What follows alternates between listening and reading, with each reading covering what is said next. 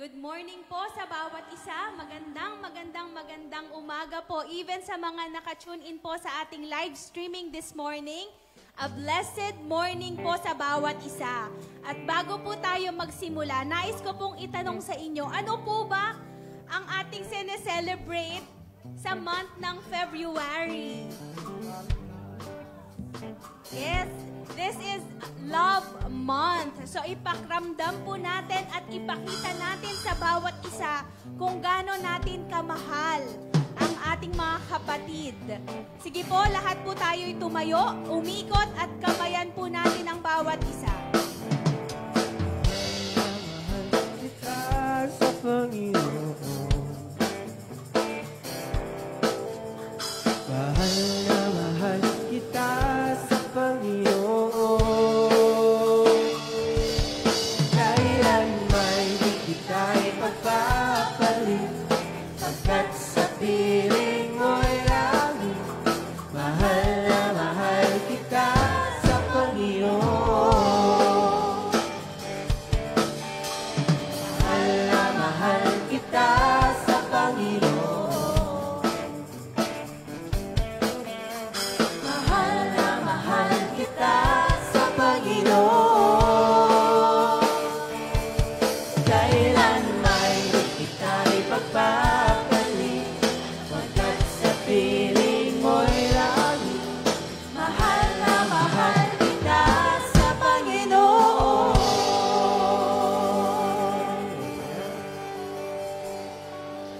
Amen. Sige po, sa oras na ito, tayo po ay magpupuri sa ating Panginoon. Alam po natin na sa bawat araw, nais ng Panginoon na katagpuin natin siya. Ang nais ng Panginoon, lumapit tayo sa Kanya. That we'll have our dwelling place para kausapin natin siya.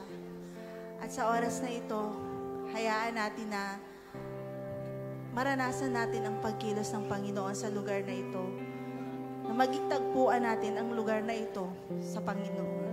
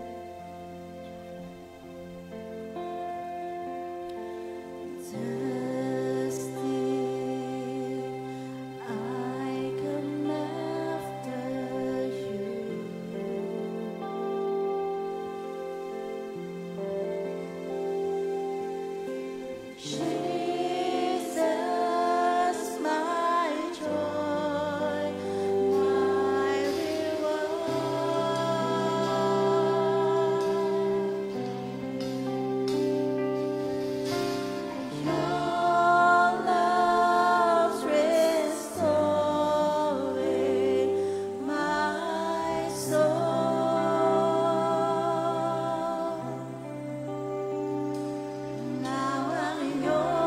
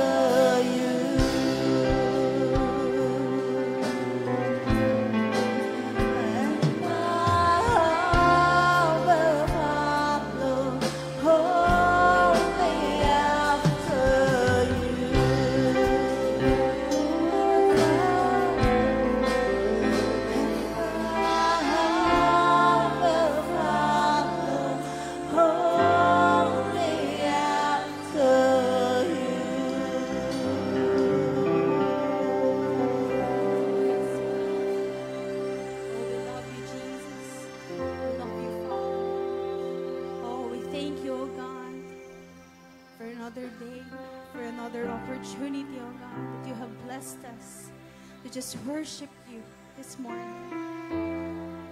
Lord, we want to open our hearts, our minds, oh God, that you may enter in us, oh God, that we may experience you in this place, oh God.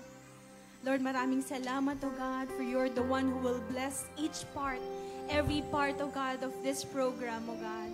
Hindi kami, oh God, hindi ang programa namin ang masusunod, but Holy Spirit, we welcome you in this place and freely move, freely speak in each and everyone's heart, oh God, na kayo lamang, ang programa nyo lamang ang dumaloy dito sa lugar na ito, Panginoon.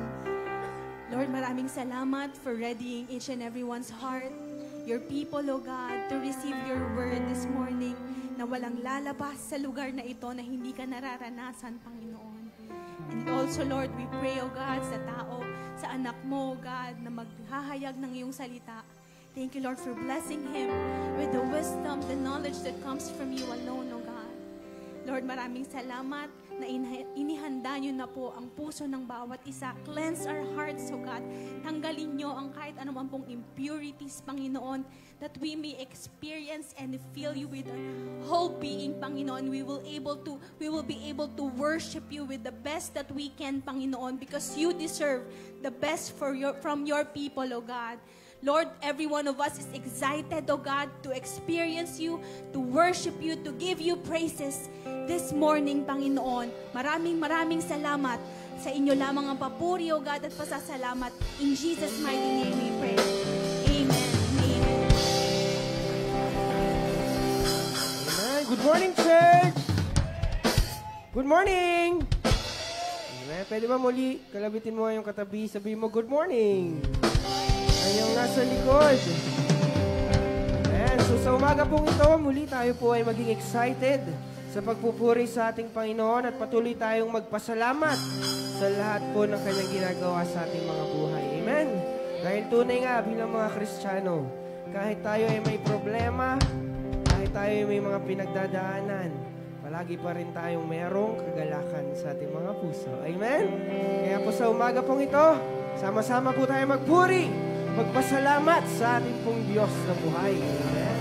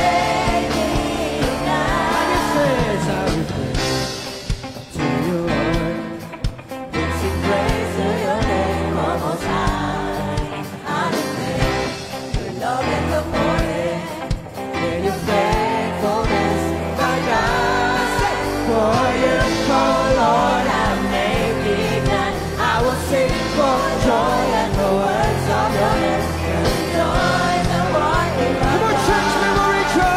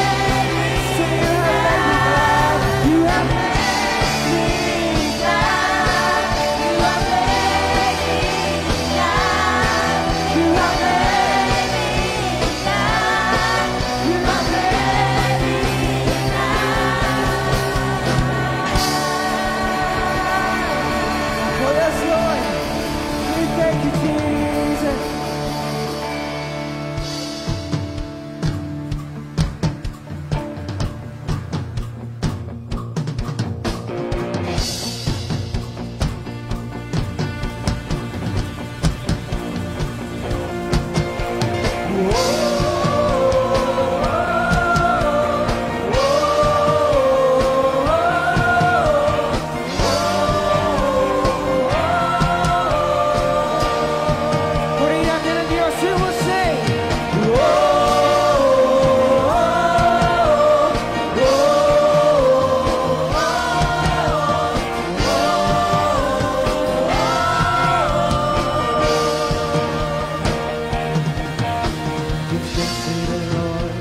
Our God and King, His love endures forever. For He is good, He is above all things. His love endures forever. Sing praise. Come on, praise the name. Sing praise. His mighty hand and outstretched arm. His love endures forever. For the life that's been reborn, His love endures forever. Sing praise, sing praise. Come on, church, praise the name. Sing praise. Oh Lord, we praise You. Sing praise. Sing praise. Forever God is faithful.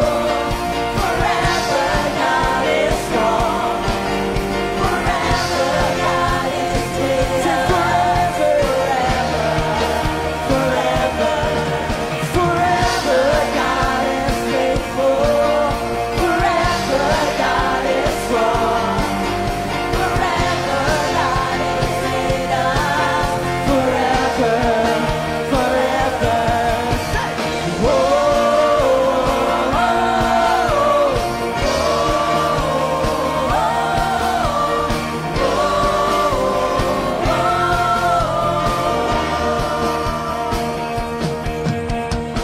From the rising to the setting sun, His love endures forever.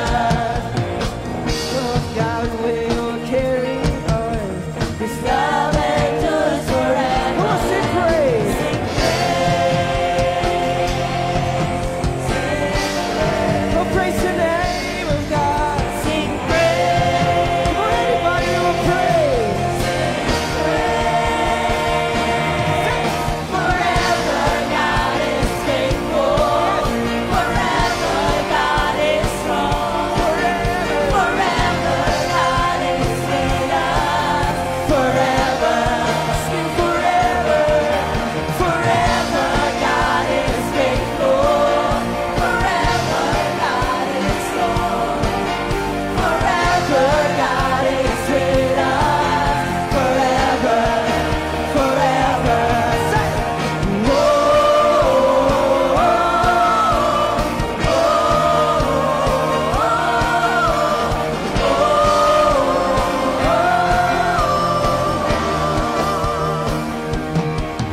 sing praise,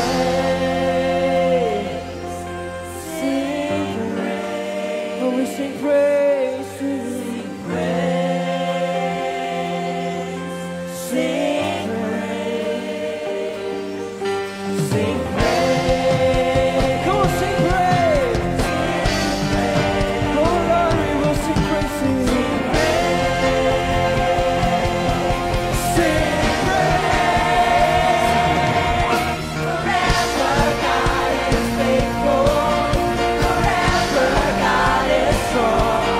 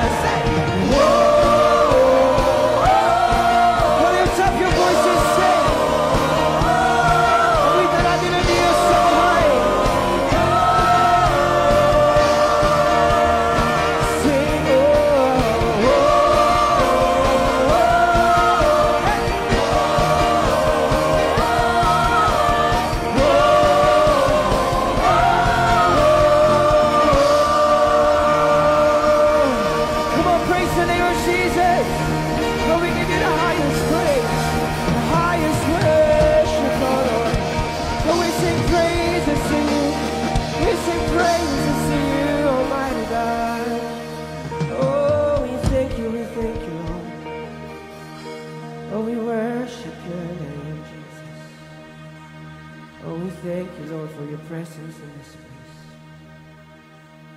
Lord, tunay nga, Panginoon, that your presence is moving in this place. At patuloy kami, Panginoon, na lumalapit sa iyo. Nagpapasalamat sa lahat ng iyong ginawa, sa kagalakan sa aming puso, Panginoon. Lord, this morning, patuloy kaming aawit sa iyo. Patuloy kaming magpupuri sa iyo. Patuloy ka namin itataas sa lugar ng ito. For you are worthy of all the praises and glory. Thank you for everything that you have done. This morning, church, patuloy natin sambahin na ating Diyos. Hindi lang basta awit at pagsamba na nanggagaling sa ating mga puso.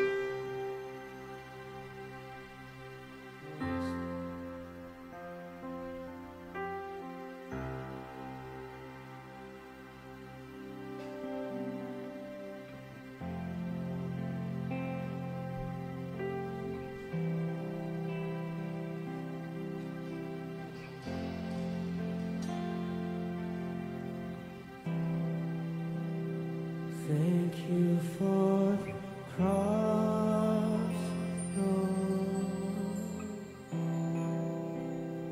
Thank you for the price you paid, bearing all my sin and shame. In love you gave amazing grace. Thank you, Lord. Thank you for this love. Oh, we thank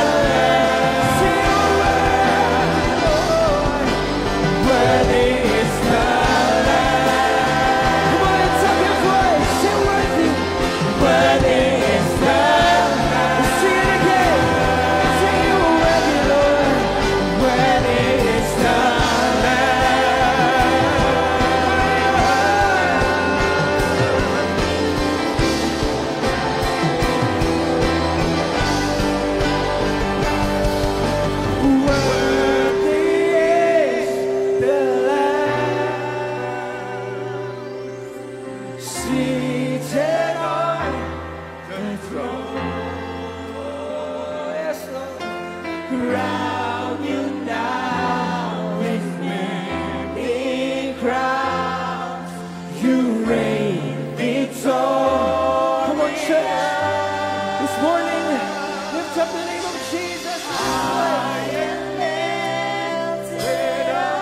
Oh, there is no other name like Jesus. Jesus, Son of God. The darling of heaven, crucified.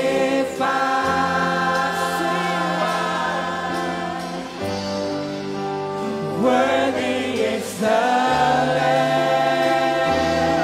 Lord, you are Worthy is the you are worthy.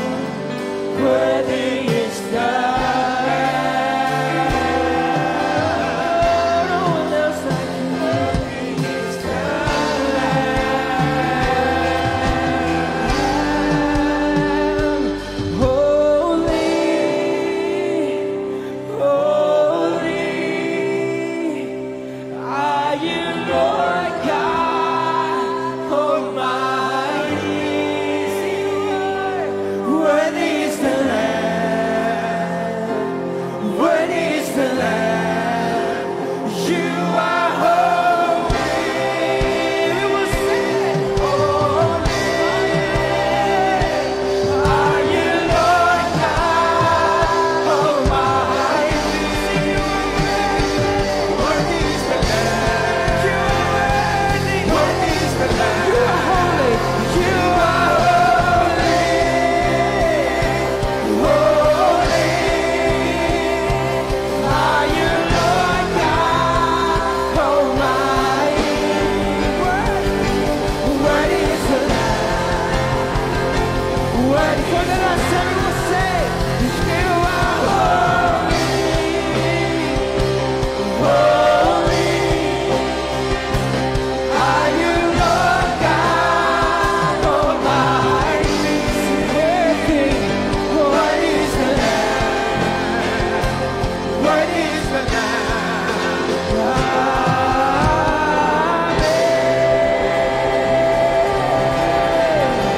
Come on, worship the name of Jesus. Lift up the name of Jesus. For He is worthy of all the praises and glory. To you alone the highest praise. To you alone the highest worship. Come on, church. Worship the name.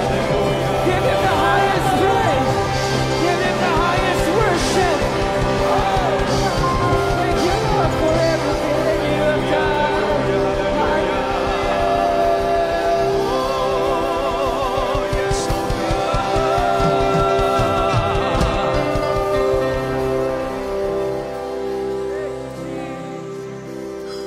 You are worthy, Lord, to be praised. You are worthy to be honored. Panginoong Diyos na makapangyarihan sa lahat, marami pong salamat, Ama, sa umagang ito na binigay niyo po sa amin, sa bagong buhay at kalakasan, sa panibagong araw na ito, O Diyos. Salamat sa buhay ng bawat isa. Hindi aksidente kung bakit kaming lahat ay naririto. Ito po'y plano mo, Panginoon, upang maramdaman ka namin na isang Diyos na buhay, na lumikha ng langit at lupa, the maker of universe, the maker of heaven and earth. Panginoon, sa lugar na ito'y kinikilala ka po namin na ikaw ang Diyos na nagbigay ng aming buhay at lakas. Walang ibang Diyos, Panginoon, ang buhay ng bawat isa, kundi ikaw lamang, Panginoong Yesus. At sa amin pong pag-aaral ng iyong salita, samahan mo po kami, Panginoon. Salamat sapagkat narito ang iyong presensya at kapangyarihan na siya magtuturo sa amin upang patuloy ka naming makilala sa isang malalim, tama't Bibliang paraan. Pagpalain mo, Diyos, ang iyong salita at ang bawat isang nakikinig at nanonood, saan man po silang lahat naroroon, ihanda niyo po sila upang mapagpala ng iyong mga salita. Salamat po, Diyos, ng marami sa inaming pinagkakatiwala. Ang gawain pong ito, ikaw lamang, Panginoong Susan, tunay na maitaas at maluwalhati, kaming lahat ang maibaba, Panginoon. We give you honor, we give you praise and glory, Father God. In Jesus' mighty name, this we pray. Everybody says, Amen and Amen and Amen. Amen. Praise God. Sige po, maupo ng bawat isa. Amen, amen. Praise God. Welcome po ang bawat isa, maging sa ating po mga, ngayon lamang po nakadalo sa ating pong bahay-sambahan na ito. Ang bawat isa po ay welcome na dumalo rito at makinig ng salita ng Diyos. Ito pong ang church natin ay ang Jesus Be Lifted Up Church and Non-Sectarian Full Gospel Christian Ministry. Wala po tayong dinadalang anumang sekta rito o reliyon, kundi ang ating itinataas dito ay wala iba kundi ang pangalan lamang ng ating Panginoong Hesus. Siya lamang po ang ating sinasamba at pinaparangalan sa lugar na ito. Kaya nga po, welcome ang bawat isa. At ngayon po ay unang linggo ng buwan ng Pebrero. Napakabilis po ng panahon at parang kailan lang ay nagdaos tayo ng Christmas party, December, nung last year, December 25, no? At bukas makalawa, Disyembre na naman, no? Mabilis ang panahon. Kaya nga po, purihin po ang Diyos. Ang mundo ngayon ay sinasabi ng banal na kasulatan na sa huling araw ang mundo'y magpapakasama, patuloy na sasama, subalit ang mga taong matuwid at mabuti sa harapan ng Diyos ay patuloy na magiging matuwid sa kanyang harapan. Kaya nga po sa ating pag-aaral ng salita ng Diyos ay napakahalaga po nito na atin itong mapag-aralan. Sapagkat ito po ang nagbibigay gabay sa atin upang patuloy tayong makapamuhay ng ayon sa kalooban ng ating Panginoon. Amen. So, praise God. Ngayon po ay ating mga bata nga pala. Ayan. Sige, tinatawagan natin na ang mga children. Pagpe-pray po natin sila. Ayan, lahat ng mga bata, sige po yung inyong mga anak, pati ang baby, kung meron po, dalhin nyo sa harapan. At ipinagpe-pray po natin sila. Alam nyo po, ang sabi ng Proverbs chapter 127 verse 3. Goy, pakiano mo nga, Psalms 127 verse 3. Ayan. Sige po, lahat ng mga bata, dali natin sa harapan at ipagpe-pray natin sila. Psalms 127 verse 3. Ayan po, sabay-sabay natin basahin. Sons are a heritage from the Lord. Children a reward from Him. Ang mga bata daw, children are a heritage o yung mga anak, ay mana, no, mula sa Diyos, gantimpala ng ating Panginoon. At sila daw ay biyaya ng Diyos, no? Galing sa Panginoon yan na ibinigay sa mga mag-asawa. Kaya po ang mga anak natin na yan, yung mga bata pong yan, ay mula po yan sa Diyos, gantimpala yan sa mga mag-asawa, no? So kaya nga po, sabi ng Panginoon, pag hindi kayo tumulad sa pananampalataya ng isang bata, hindi kayo paghaharian ng Diyos. Kaya po ang mga bata, mahal po yan ng Panginoon at espesyal yan sa ating Panginoon. Amen. So ituon po natin lahat ang kamay natin sa kanila. Atin po silang ipanalangin. Ama naming Diyos na makapangyarihan sa lahat, salamat po sa mga regalo mo pong mga batang ito sa kanilang mga parents. As we stretch our hands toward them, Lord, we release your blessing, O God, your divine protection sa mga batang ito. Maging karunungan at talino ipagkaloob mo, kalakasan ng pangangatawan at kalusugan. Father, I declare, O God, your covering, your protection sa mga bata pong ito, Panginoon, at sila po'y lumaking mabuting bata, malayo sa kapahamakan, disgrasya, sakit at karamdaman. In Jesus' name, Lord, mag-raise up ka sa mga batang ito one day ng isang teacher, isang pastor, evangelist, doctor, nurse, O God, engineer, Lord, abogado, Panginoon, Lord, hallelujah, at maging leader ng bayan. Lord, sa inami pinagkakatiwala ang mga bata pong ito. Sila'y patuloy na mapalaki ng kanilang mga magulang ayon sa iyong salita. At sa aming Sunday school, ang mga teacher po nila'y bigyan mo ng karunungan talino upang sila'y maturuan ng iyong salita at lumaking magagalang at may takot sa iyo. Salamat po, Ama. We release your blessings sa mga batang pong ito, Father God. In Jesus' mighty name, this we pray. Everybody says, Amen. God bless you. Okay, lakad lang mga bata. Amen, amen. Praise God. Ngayon po ay dadako na tayo sa ating pag-aaral ng salita ng Panginoon. Ayan. Sige, yung mga bata, yung may teacher sa inyo magtuturo doon sa inyong classroom. Ayan. Okay. Sige po, at air condition din naman yung room ng ating mga bata ron. Okay. Ayan.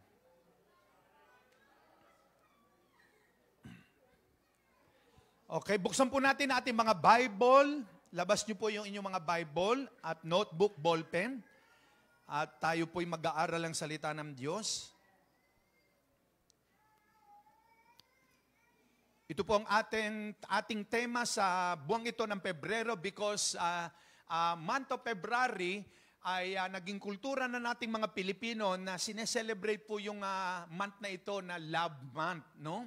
Ito yung buwan ng pag-ibig. Subalit sa mga tunay na nagmamahal sa Diyos, sa mga tunay na ang Diyos ay nananahan sa kanilang puso through the Holy Spirit, araw-araw at buwan-buwan sa buhay po nating lahat ay araw ng pag-ibig. No? Dahil ang Diyos na una nagmahal sa atin ay naririto sa ating mga puso. No? Kaya nga, di ba, sabi ng Panginoon, love one another as I have loved you. No? Mag-ibigan kayo sa isa't isa kung paanong inibig ko kayo. Kaya nga po sa isang taong may banal na espiritu, ang espiritu ng pag-ibig ay nasa kanya. No po? Amen. So, John 14:21, tumayo po tayong lahat, sabay-sabay nating basahin sa King James Version. Ano po ang sabi diyan? He that hath my commandments and keepeth them, he it is that loveth me. And he that loveth me shall be loved by my Father. No? And I will love him and will manifest myself to him. Ang Diyos ang magpala sa kanyang salita. Maupo na po ang bawat isa. Ito po ay salita mismo ng ating Panginoong Hesus. Nung 2,000 taon na nakararaan, narito siya sa lupa, siya'y nangangaral ng mabuting balita sa mga tao. At kaharap niya, maraming tao at mga alagad niya. At ang sabi niya, siya na tumutupad sa aking kautusan, siya na may mga batas ng ating Panginoon, he that hath my commandments, no? Sabi niya, ang tumatanggap sa mga utos ko at tumutupad nito ang siyang umiibig sa akin. No? He that keepeth my words, my saying, sabi ng Panginoon, siya na nag-iingat, tumutupad ng aking salita, ang siyang umiibig sa akin. No? Bawat tao daw na umiibig sa Diyos, kailangan niyang tuparin ang salita ng Diyos, gawin dahil kapag hindi niya ito ginawa, hindi niya ito tinupad, hindi niya ito binigyan ng pansin, hindi siya nagmamahal sa Diyos. Dahil ang totoong umiibig sa Diyos, sabi roon, iniingatan ang salita ng Diyos. Sinusunod ang kautusan ng ating Panginoon. No? Dahil kasi nga marami po mga tao, sinasabi nila, mahal ko naman ang Diyos. Hindi na ako kailangang umating sa church para makinig ng salita ng Diyos o yung sinasabing sumamba. No? Ako naman ay narito lang sa bahay, okay na ako. Hindi po. Ang totoong nagmamahal sa Diyos, tumutupad sa kanyang salita. Iniingatan ng salita ng Diyos. Kaya nga, ang pag-aaralan po natin ngayon, it is about the true love for God. No? Ang tunay na umiibig para sa Diyos. Maraming nagmamahal sa Diyos. Pero sino nga ba talaga ang totoong nagmamahal para sa Diyos? No? Sino ba talaga ang umiibig na tunay at totoo sa Diyos? Madaling sabihin, mahal ko ang Diyos. Madaling sabihin, iniibig ko ang Diyos. Pero tingnan natin ngayong umagang ito. Sino nga ba talaga ang totoong umiibig para sa Diyos? No? Meron pong mahalagang bagay na mga tanda, no? Signs of true love for God. Mga tanda ng tunay na umiibig para sa Diyos. No? May ilang mahalagang bagay na tanda na makikita natin sa isang tao, ang taong ito talagang nagmamahal sa Diyos yan. Ang taong ito talagang makikita mong siya ay sobra ang pagmamahal niya sa Diyos. Parang isang anak. Ang isang anak na nagmamahal sa kanyang mga magulang, nakikita sa gawa, hindi lang salita. Dahil nga maraming tao sa salita lamang nagsasabing, mahal ko ang Diyos, pero hindi naman makita sa gawa. No? Mahal kita kapatid, puro salita lamang, hindi naman makita sa gawa. Ang totoong umiibig sa Diyos, kailangan nakikita sa buhay. Amen po ba? No? Kaya nga po, ngayon po, itong ating pag-aaralang ito, we should go back to basic. Babalik po tayo sa basic teaching ng ating Panginoon. Dahil maraming Kristiyano sa sobrang tagal na, yung iba 20 years na, 30 years, o 5 years, 10 years, na naglilingkod o nakakakilala sa Panginoon, pero sinasabi niyang mahal niya ang Diyos, pero hindi mo namang makita na totoong mahal niya ang Diyos. No? Ano ba yung mga signs na makikita natin sa isang taong talagang totoong umiibig para sa Diyos? No? Ito po ang ating pag-aaralan. Number 1, signs of true love for God. Mga sign o tanda ng totoong umiibig para sa Diyos. Malalaman natin ito sa iyong sarili, sa kapwa natin, kung ano ba yung mga signs na makikita natin sa taong totoong umiibig para sa Diyos. Number 1, no? Signs of true love for God, he hid God's word in his heart. No? Ang totoong nagmamahal para sa Diyos, makikita mo ang taong yon, ang salita ng Diyos, itinatago sa puso niya. No? Nakaukit ito sa kanyang puso. No? Paano mangyayaring maitago niya ang salita ng Diyos sa kanyang puso at makikita natin ito ay isang tanda sa buhay niya na talagang siya'y umiibig para sa Diyos. Si David po na lingkod ng Panginoon sa lumang tipan, ito ang kanyang sinabi sa Salmo o awit, 119 verse 11. Sabi ni Haring David, I have hidden your word in my heart, sa New Living Translation. I have hidden your word in my heart that I might not sin against you. Sabi ni Haring David, itinatago ko ang iyong salita sa aking puso upang hindi ako magkasala laban sa iyo. No? Alam niyo po, sa buhay nating ito, bilang tao, nasa laman tayong lahat tayo nagkakamali, lahat ay nagkakasala. Pero pag ang salita ng Diyos ay itinago natin sa ating mga puso, ito magiging sanhi at dahilan para hindi tayo mahulog sa pagkakasala. Andiyan po ba kayo? Kailangan nating itago ang salita ng Diyos sapagkat ang salita ng Diyos, ito yung maggagabay sa atin, magbibigay ng direksyon para matuto tayong mabuhay ng tama at matuwid sa harapan ng Diyos. Dahil maraming nabubuhay ngayon sa panahon na ito, matagal ng Kristiyano, pero tanungin mo, kung alam ang salita ng Diyos, kung alam ang ganitong verse, kung merong salita ng Diyos sa kanyang puso, wala. No? Ang tagal ng Kristiyano yun. Kung minsan yung iba naman, tumatayo sa harapan, no? Yung iba ay ginagamit na ng Panginoon, naglilingkod sa iba't ibang paraan ng paglilingkod, pero hindi alam ang John 3:16. Tanungin mo, hindi alam ang John 3:3. Hindi alam ang Isaiah 41:10. Hindi alam ang Nahum chapter 1 verse 7. Philippians 1:6. Hindi niya alam yung mga verse na yon na mahahalaga. No? Pero pagka ikaw ay talagang nagmamahal sa Diyos, ang isang tanda na makikita sa isang Kristiyanong yon, ang salita ng Diyos narito sa puso niya. Amen po ba?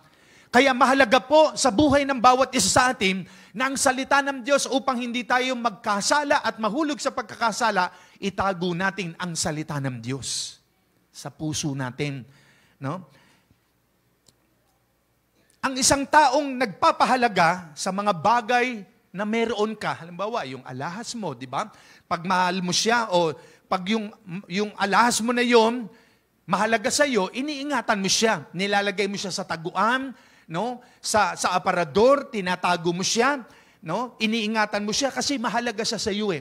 Ang salita ng Diyos, pag ito ay mahalaga sa atin, mahalagang ito'y itago natin sa puso natin. Hindi lamang ito nakadisplay sa bahay. No? Baka minsan nauubos yung ating maghapon, no?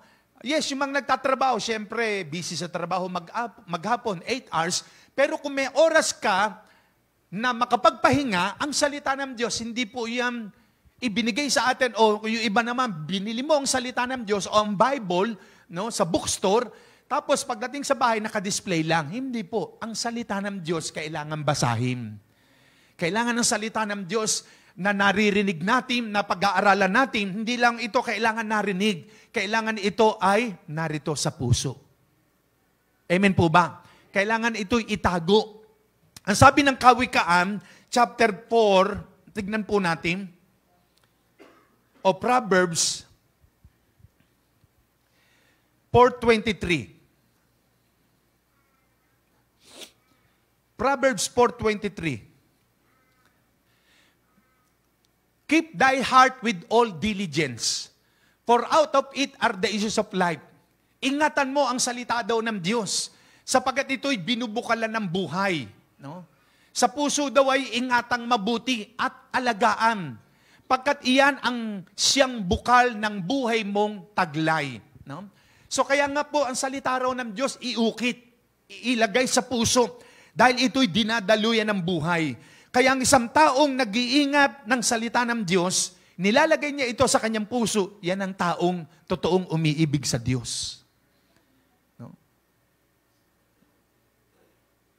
Tinatago po ba natin ang salita ng Diyos sa ating puso? Amen? Kailangan itong itago, kailangan itong iukim. Di ba sa sementeryo, lumipas man ng 10 taon, 20 taon, kung yung lalo kung mayaman yung namatay, di ba yung lapida, nakaukit yung pangalan ng tao. Pati yung date ng kapanganakan niya at saka ng kamatayan. No? Nakaukit yun. Pag nakita mo, talaga may pintura pa yung ukit na hindi lang basta inukit. Lumipas man ng ilang taon, hindi na bubura yung pangalan niya roon nung taong namatay. No? Kasi nakaukit eh. No? Kaya ang salita ng Diyos, pag ito'y nakaukit sa ating mga puso, lumipas man ng 10 taon, 20 taon, hindi mawabubura yan dyan. Amen po ba? 38 years na po ako naglilingkod sa Panginoon. Yung Psalms chapter 23 verse 1 to 6, narito po yan. Kaya kahit sa lumipas man ng ilang taon, maiko-quote mo siya. No?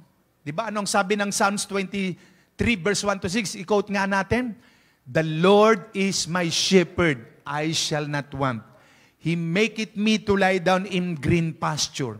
He leadeth me beside in the still water. At wag mo kayang para ma-recite, no? Kasi babasahin eh. Ibig sabihin, hindi nakaukit sa puso, nakikita, nababasa eh. No? No? Importante po, no? Ituloy natin. Sige po, wag mong ipakita, Goy. No? Ulitan natin. Chapter 23, verse 1 to 6. The Lord is my shepherd, I shall not want. He maketh me to lie down in green pasture. He leadeth me beside in the still water. He restoreth my soul. He leadeth me in the paths of righteousness for His name's sake.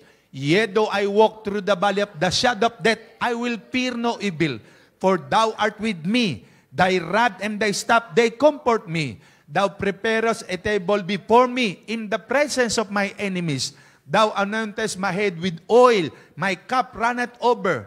Surely goodness and mercy shall follow me all the days of my life. And I will dwell in the house of the Lord forever. Ayan. No, ibig sabihin, lumipas man 10 taon, 20 taon, ilang taon, pag ang salita ng Diyos nakaukit dito, hindi yan mawawala. Hindi yan mabubura. At kung dumating man ang pagsubok o problema, pangangailangan material o pinansyal, nagkaroon ng trouble, no? Hindi ka mangangamba, meron kang peace, no? Hindi ka matatakot. Bakit? Di ba? I-quote mo lang yung, alam mo, may pangangailangan ka. Sabihin mo lamang, the Lord is my shepherd, I shall not want. Hindi na ako mangangailangan pa. Sa ibang translation, the Lord is my shepherd, I have everything I need. Meron ako ng lahat kong kailangan. Sa ibang translation, the Lord is my shepherd, I shall not lack. I have everything I need. No? Hindi ka na mangangailangan pa kasi, di ba tayo, yung mga may alaga sa inyong, may mga pigir eh, may manukan, no? Ano mang alaga mong hayop, di ba pag umaga, tanghali, hapon, bago magdilim, bilang ikaw ang may alaga ng mga literal na hayop, anong gagawin mo? Pababayaan mo ba siya magutom? Hindi. Hahanap ka ng paraan para mapakain siya. Di ba ngayon uso na yung mga pets. Maraming, minsan may alagang, o yung aming anak si Shemuel, may 2 Doberman. Tapos 5 pa yata yung Iba-ibang klase, Shih Tzu. Ano pa yung mga lahi? Si Shelem. Ganun din. No? Yung iba sa inyo, may mga alagang maliliit na aso. No? Hindi mo siya pababayaan magutom. No? Bibili ka ng food niya. Di ba? Yung mga pagkain, gagastos ka ng 1,000 para pakainin siya 3 beses maghapon. Hindi ka makaalis ng bahay. Iniisip mo, inaalaala siya, sino kaya magbabantay ng alaga ko? No? Magugutom yun. No? Di ba? Kasi mahalaga siya sa iyo eh. No? Hindi mo siya pababayaan. Yan po yung mga hayop. No? Na mahal ng mga amo nila. How much more ang Diyos nating nasa langit? Anak tayo ng Diyos. Amen po ba? No? Anak tayo ng Diyos. Si Reverend Rio nga, yung pastora natin sa Camellia, 2 yata o 3. No? Nag-meeting kami sa Laguna. Wala magbabantay nung 3 Shih Tzu. Yun, dinala sa meeting namin nung 3 aso nila. No? Wala maiiwanan eh. No? No? Tayo, pag ginawa nating pastol si Jesus sa buhay natin, hindi tayo dapat mangamba. Amen. No? Lahat ng kailangan natin ipoprovide ng ating Panginoon kasi pastol natin siya. Hindi niya hayaang tayo magutom. No? Hindi niya hayaang tayo'y magkahirap-hirap. Bakit? Anak tayo ng Diyos. Amen. No? Itago lang natin ang kanyang salita sa puso natin. The Lord is my shepherd, I shall not want. No? The Lord is my shepherd, I shall not lack. The Lord is my shepherd, I have everything I need. No? Ang salita ng Diyos. Kaya sa isang taong totoong nagmamahal para sa Diyos, ang salita ng Diyos itinatago sa puso. Amen po ba? Palapakan natin ang Panginoon. Amen. No? At sa mga wala pa pong Bible, no? Mamaya po, meron po tayong Old and New Tagalog dyan. No? Yan po ay binili ng ministry, I think, kung 200 plus. Pag nagpunta kayo sa mga Christian bookstore, 200 plus yan. Yung Tagalog na Old and New. No? Siguro mag-ano lang po kayo ng 50 pesos, parang donation, pandagdag uli sa pagbili ng mga Old and New Tagalog. Mahal po yan pag binili natin sa mga bookstore. Meron po dyan mamaya kay Pastora Shikaina.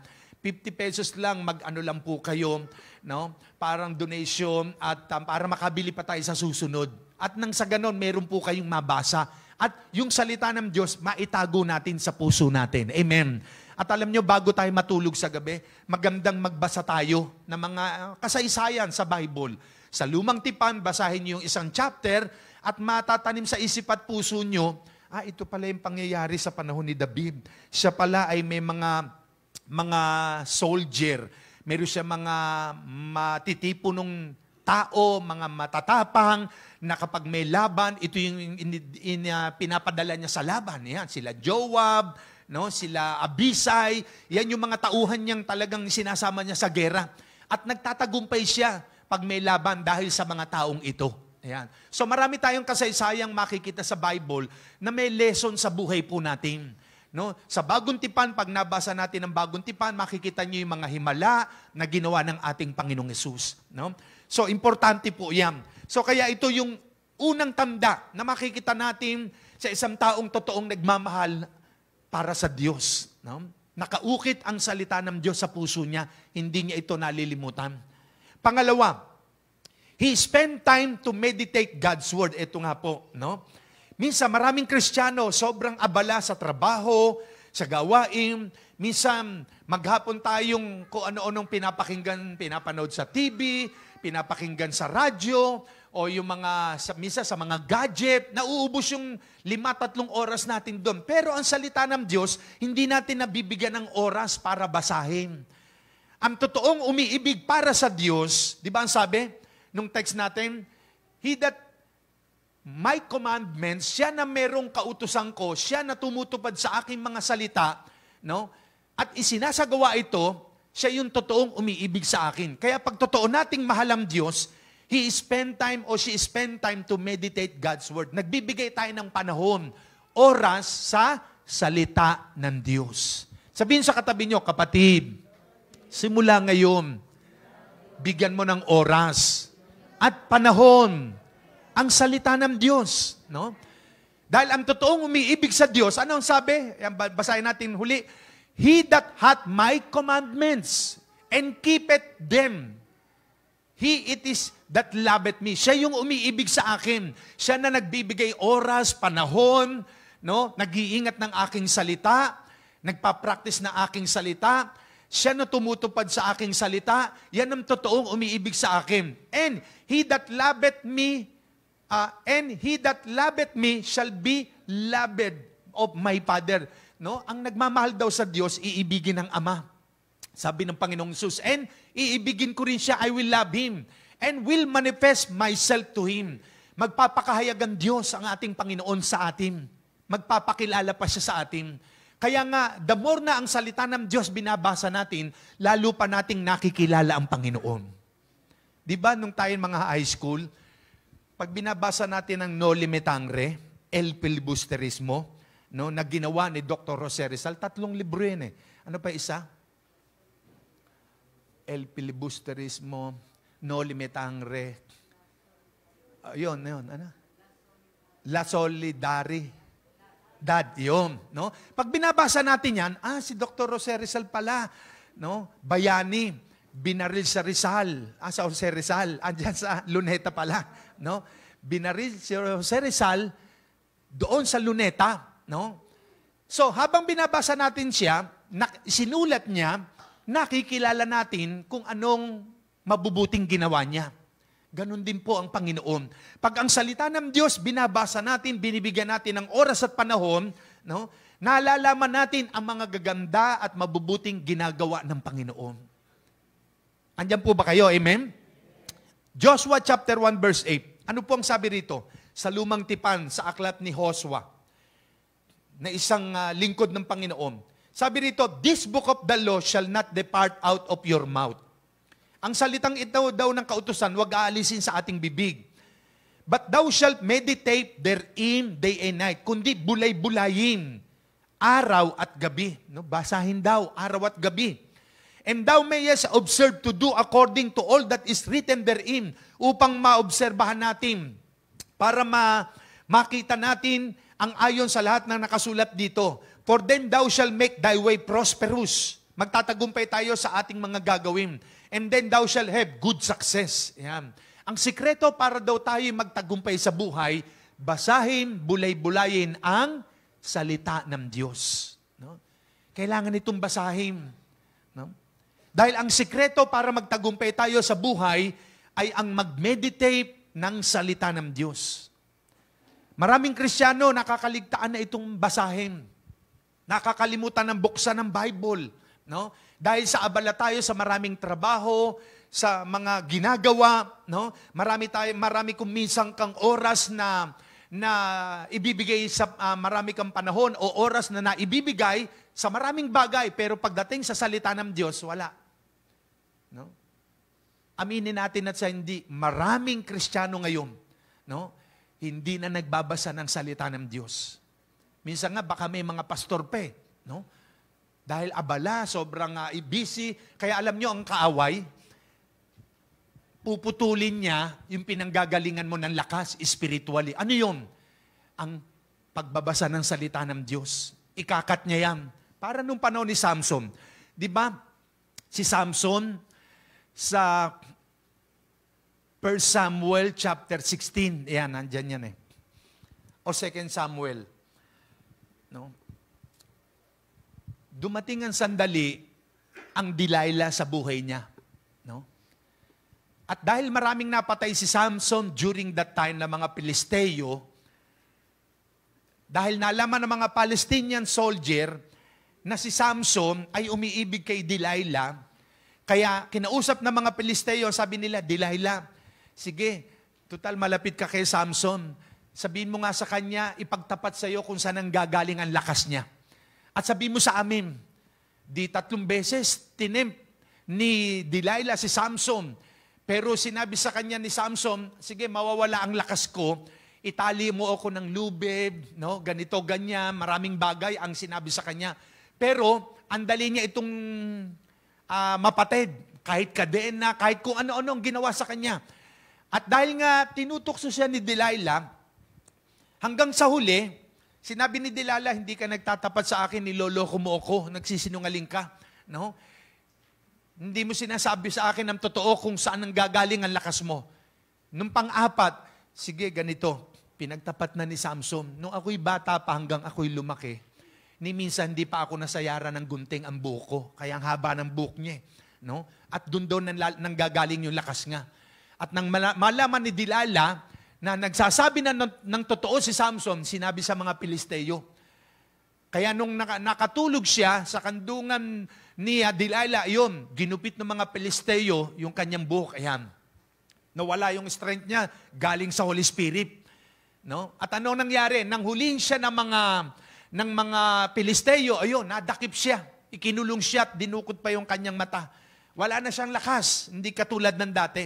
Kasi sinabi niya, no, kay Delilah kung saan ang gagaling ang lakas niya. Alam niyo ang kaaway, puputulin niya rin ang pinanggagalingan ng iyong spiritual strength. Ano yun? Yung magbasa ng salita ng Diyos. No? Kasi kapag hindi ka na nagbabasa ng salita ng Diyos, hindi nakakain yung kaluluwa mo, manghihina ka. Lalakas ang physical na katawan mo. Kaya para ka ng dry magbasa ng Bible, wala ka ng gana. Kasi nga, nakat na eh. Para nung panahon ni Delilah. Puputulin ng kaaway ang pinanggagalingan ng iyong kalakasang espiritual. At hindi mo na malalaman ang katotohanan ng salita ng Diyos at mga pangako ng Diyos. Kasi nga, hindi ka na nagbabasa ng Bible.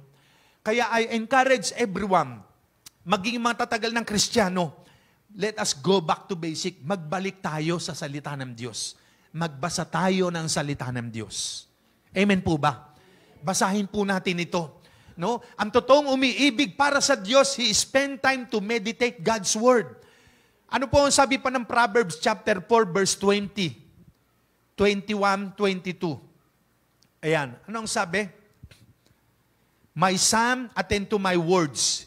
Incline your ear unto my sayings. Let them not depart from your eyes. Keep them in the midst of thine heart. Yan. Iukit, itago sa ikaibuturan ng iyong puso. Dahil ito'y buhay sa mga nakakasumpong. And health to all their flesh, kalusugan, kagalingan sa lahat ng katawan nila, sa laman. Keep thy heart with all diligence, for out of it are the issues of life. No? Kita niyo ang sabi? No? Ang sabi ni Solomon, aking anak, ang salita ko'y ibaling sa iyong pakinig. Pakinggan daw natin ang salita ng Diyos. No? Pakinig mo ay ikiling sa aking sinasabi. No? Ano ang kasunod? Verse 21, let them not depart from your eyes. Huwag daw alisin sa paningin. Meaning, yun nga, binabasa. Keep them in the midst of thine heart. Itago sa puso, iukit na malalim. No? Kita nyo? Iukit daw.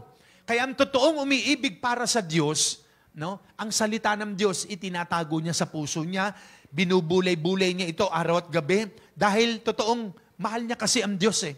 Kaya ang totoong umiibig sa Diyos, nagbabasa ng salita ng Diyos. Pero pag hindi tayo nagbabasa sa salita ng Diyos, hindi tayo totoong umiibig. Yan ang sabi niya eh. No? Kaya mahalaga po na nagbabasa tayo. Amen po ba? Dahil pag hindi tayo nagbabasa ng salita ng Diyos, hindi tayo totoong umiibig sa Kanya. Niloloko natin ang sarili natin. Maraming tao ganyan eh. Mahal ko ang Diyos. Pero tanungin mo, nagbabasa ka ba ng Bible, ng salita niya? Hindi. Hindi mo mahal ang Diyos. Yan ang sabi nung verse natin eh, di ba? He that hath my commandments and keepeth them. No? Ang totoong umiibig sa Panginoon. Kaya balikan po natin ang salita ng Diyos. Ito'y basahin natin, bulay-bulayin natin araw at gabi. No? Basahin po ang salita ng Diyos. Kaya nga sa mga wala pa pong Bible, mamaya ayan, makipag-coordinate po kayo sa ating administrator, no? Sa ating admin. Meron po pong Bible dyan na Tagalog, Old and New, para makapagbasa po kayo. Bakit? Kasi alam niyo po ba, itong salita ng Diyos, simula nung ako'y basahin ko po ito'y nagbago ng buhay ko. Eh. No? Yung dati kung lulun sa alak, sa drugs, marijuana, no? Sa bisyo ng mundo, nang ito'y basahin ko, itong nagbago ng buhay ko. Eh. No? At ito rin po ang magbabago sa buhay ng bawat isa sa atin. Ang salita ng Diyos. No? Pangatlo, o bago yung pangatlo, si George Washington, one of the President of the United States of America, no? Si George Washington, sabi niya, it is impossible to rightly govern a nation without God and Bible. Ulitin ko, sabi niya, it is impossible to rightly govern a nation without God and Bible. Imposible daw mapamunuan ng tama ang isang bansa kung walang Diyos at wala ring salita niya. Kaya mahalaga po ang salita ng Diyos no? Kaya yung nangyari hanggang ngayon, nasusunog pa yata yung LA. No? Biro nyo, i-declare nila godless. No? Ayan. It is impossible to rightly govern a nation without God and the Bible. George Washington. No? And sabi nung sa Los Angeles, godless city, walang Diyos ang syudad na ito. No? No? Nilait nila ang God of the maker of universe. No? Nilait nila. Anong nangyari hanggang ngayon? Nung nakita nasa FB, hindi pa rin may mga nasusunog pa rin. Grabe ang judgment sa kanila. But thank God, tayo po mga Pilipino, at dito po sa ating lugar, no, meron dito mga taong tulad natin na kinikilala ang Diyos at sinasamba. Amen po ba? Palapakan natin ang Panginoon. Hallelujah! Amen! Totoong merong Diyos na nagbabago ng buhay ng tao. No? At ang salita ng Diyos at ang Panginoon, hindi siya pwedeng paghiwalayin. Dito siya nangungusap. No? Dito siya nagsasalita. No? Dito niya tayo kakausapin sa pamamagitan ng kanyang salita. Pangatlong signs, no, ng totoong umiibig para sa Diyos. He applied God's word in his life. Yung salita ng Diyos na naririnig niya, binabasa niya ang salita ng Diyos araw at gabi, inia-apply niya ito sa buhay niya. No? Isinasagawa. Nakikita sa buhay niya. Hindi niya lang binabasa, hindi niya lang pinapakinggan. Kaya nga, hearing the word of God is not enough. Hindi po sapat ang makinig lang ng salita ng Diyos. No? Kahit sino pang magaling na pastor, preacher, ang napapakinggan natin, no? Kahit sino pang anointed yan, na magaling mangaral ng salita ng Diyos, kung yung salita niya namang ipinapangaral, hindi inia-apply ng nakikinig, useless them. Amen po ba? No? Kaya nga, ang salita ng Diyos na ating nababasa at napapakinggan, hindi po sapat na pinapakinggan lamang ito. No? The very important is application. Sabihin niyo, application. Implementation. Yan, ini-apply sa buhay, ini-implement, isinasagawa, no? Hindi lamang naririnig, kundi nakikita sa buhay po natin ito, no? Sabihin sa katabi mo, simula ngayon, ipakita mo sa buhay mo ang salita ng Diyos. Amen. Kailangan nakikita ito sa buhay natin, no? Na sinasabi natin, Jesus the healer, no? Pag dumating ngayon ang karamdaman sa iyo, diyan ngayon makikita na si Jesus ay manggagamot. Ikay-claim mo, Lord, ikaw ang great healer namin. No? Patutunayan niya naman yun. At kung may problema ka suliranin, Lord, sabi mo sa Matthew 11:28, come unto me, all ye that labor and are heavily laden, and I will give you rest.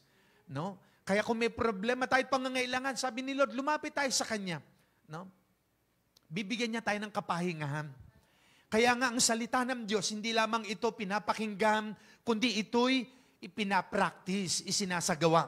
No? At ang Panginoong Hesus, in-illustrate niya ang mga taong nag-a-apply ng kanyang salita sa dalawang paraan. No? Na mayroong dalawang taong nagtayo ng bahay. Tignan po natin. No? Wise man who built his house on the rock. Yun yung una. Pangalawa, foolish man who built his house on sand. Dito in-illustrate o isinilarawan ng Panginoon ang taong nakikinig ng salita niya at nagsasagawa nito. Hindi lang nakinig, kundi ini-apply.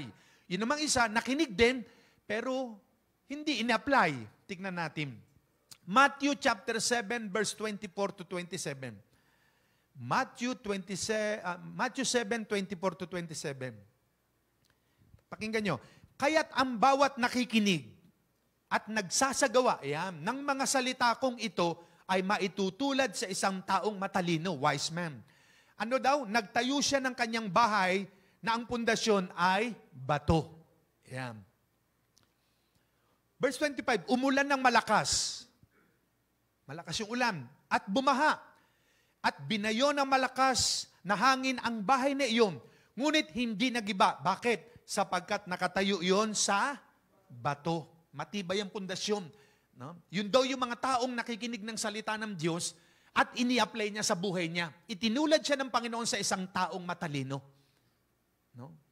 Kaya pag ang salita ng Diyos na narinig natin, ini-apply natin, matalino ka. Amen po ba? Pero pag hindi mo in-apply at pinakinggan lang, eto ka. Tingnan natin. Verse 26, ang bawat nakikinig ng salita, ngunit hindi naman nagsasagawa ng mga aral na ito, ay maitutulad naman sa isang taong hangal o mangmang na nagtayo ng kanyang bahay. Saan daw? Sa may buhangin. No? Siyempre, pag nagtayo ka ng bahay sa buhangin, bumaha, talagang babaksak yan. Umulan ng malakas, bumaha at binayo ng malakas na hangin ng bahay. Ano nangyari? Ito ay bumaksak at lubusang nawasak. Yan daw yung mga nakikinig ng salita ng Diyos, pero hindi pinapractice, hindi inia-apply, hindi isinasagawa ang salita ng Diyos. Itinulad siya ng ating Panginoon sa isang taong pulis, mangmang. Nagtayo ng bahay doon sa buhangin. Nasaan kaya kayo? No? Pagka may problema, may pagsubok, nawawala na yung faith natin. No? No? Parang nanghihina na tayo. Para bagang sa ginawa ng Diyos na himala at pagpapala sa mga nagdaang panahon at araw, nakalimutan mo na ang Diyos ay pinagpala ka. Dumating lang ang pagsubok at problema, wala na, bumaksak na. No? Hindi na i-apply ang salita ng Diyos. Kaya mahalagang balikan natin ang salita ng Diyos kasi ito yung pundasyon natin. No? Na kapag ito'y binasa natin, pinakinggan at ini-apply sa buhay, matutulad tayo sa isang taong matalino.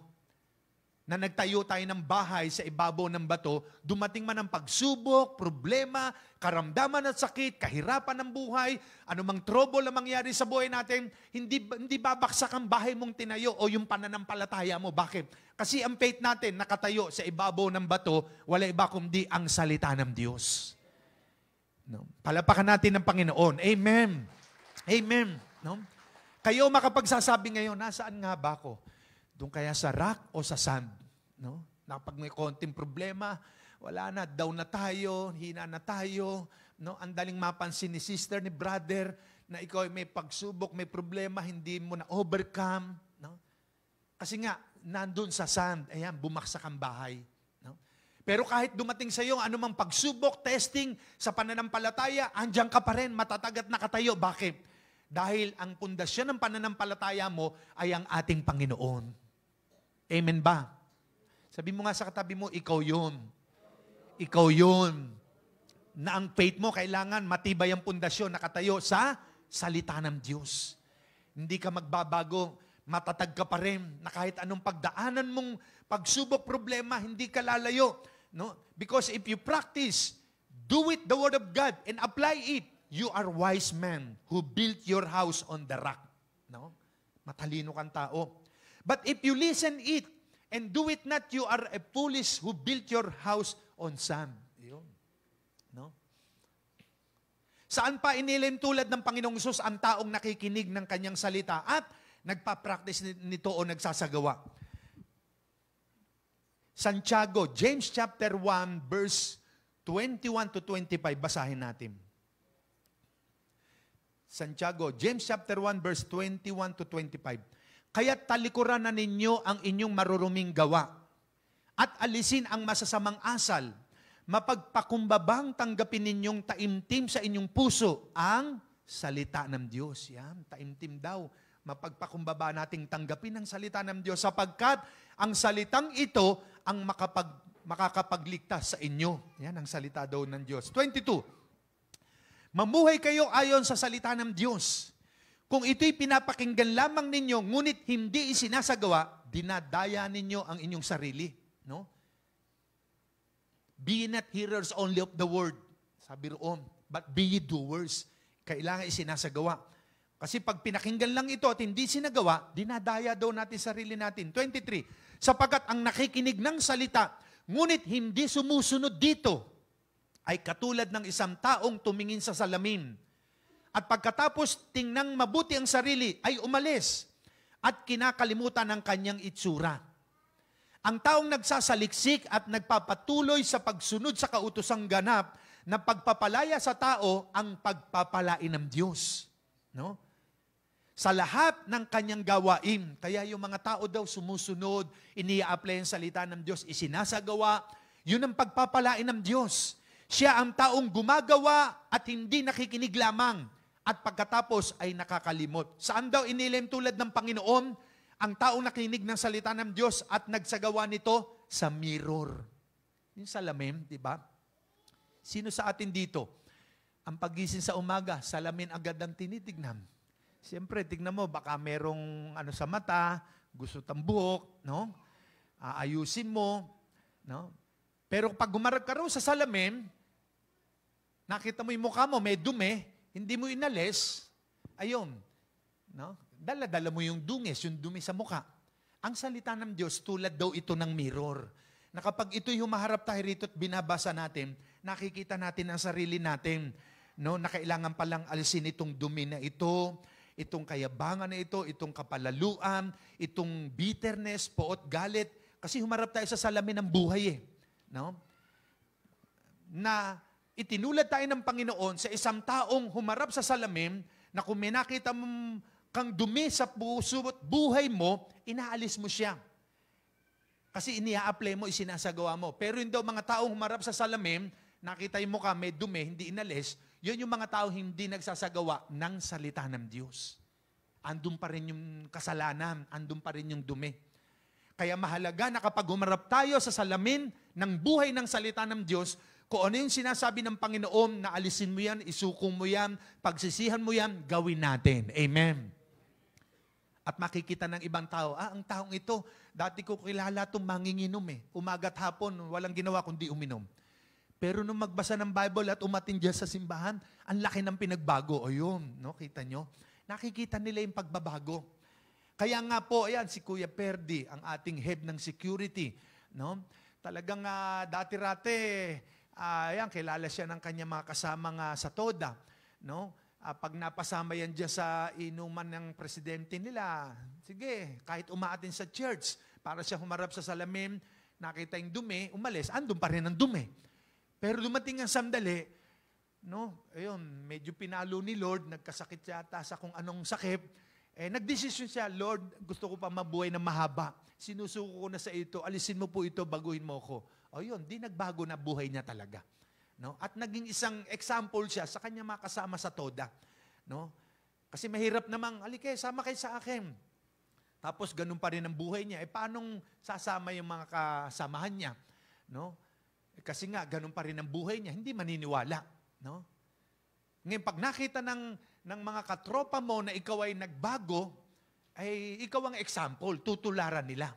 Para bagang sinabi natin na minsan may mga taong, alisin mo nga yung puwing sa mata mo. Sa'yo pala naman, ang dami-daming gatahilan na dumi. Hindi ko alisin. Ikaw nga, hindi mo inaalis yan No? O linisin yung bakuran nyo. Samantalang bakuran ko, ang dumi-dumi.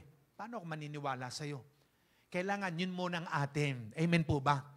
Pag nakita ng tao na tayo ay in-apply natin ang salita ng Diyos, nagbago tayo, naging huwaran tayo sa kanila, halimbawa, sasama sila sa atin. No? Amen po ba? Yan po yun. Kaya mahalaga po na ang salita ng Diyos ay binabasa. Hindi lamang pinapakinggan ang salita ng Diyos. No? So kaya mahalaga po ito. Let us go back to basic. Balikan natin ang salita ng Diyos. No? Nasa huling araw na tayo ngayon. Marami na po mga propesiya na nagpapahayag na talagang napakamalapit ng dumating ng Panginoon. Kasi lahat ng mga signs ng pagdating niya, nandyan na po lahat Kita niyo yung sa media, pagbaha, paglimdol, no? Ang dami na po mga nangyayaring hindi maintindihan.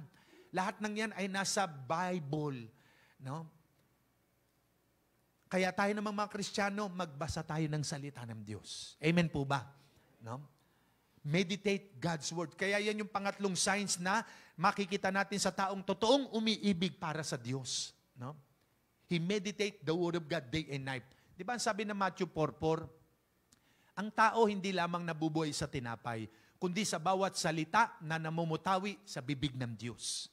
No? Kaya pag binabasa natin ito, kumakain yung kaluluwa natin, lumalakas tayo. No? Kaya mahalagang nababasa natin ito. Amen. Pang-apat, no? signs, pang-apat na tanda na makikita natin sa isang taong totoong umiibig para sa Diyos, no? The Lord is the number one priority in his life. God is the number one priority in his life. Ang Diyos ang unang prioridad sa buhay niya. No? Yun ang priority niya. Ano ba ibig sabihin ng priority? What is your top priority in life? Ano ba yung pinakamataas na prioridad mo sa buhay? No?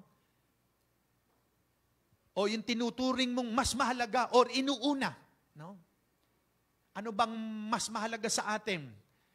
Lalo pag araw ng linggo, ito na yung oras para tayo sumamba kay Lord. Para purihin siya, para pasalamatan siya. No?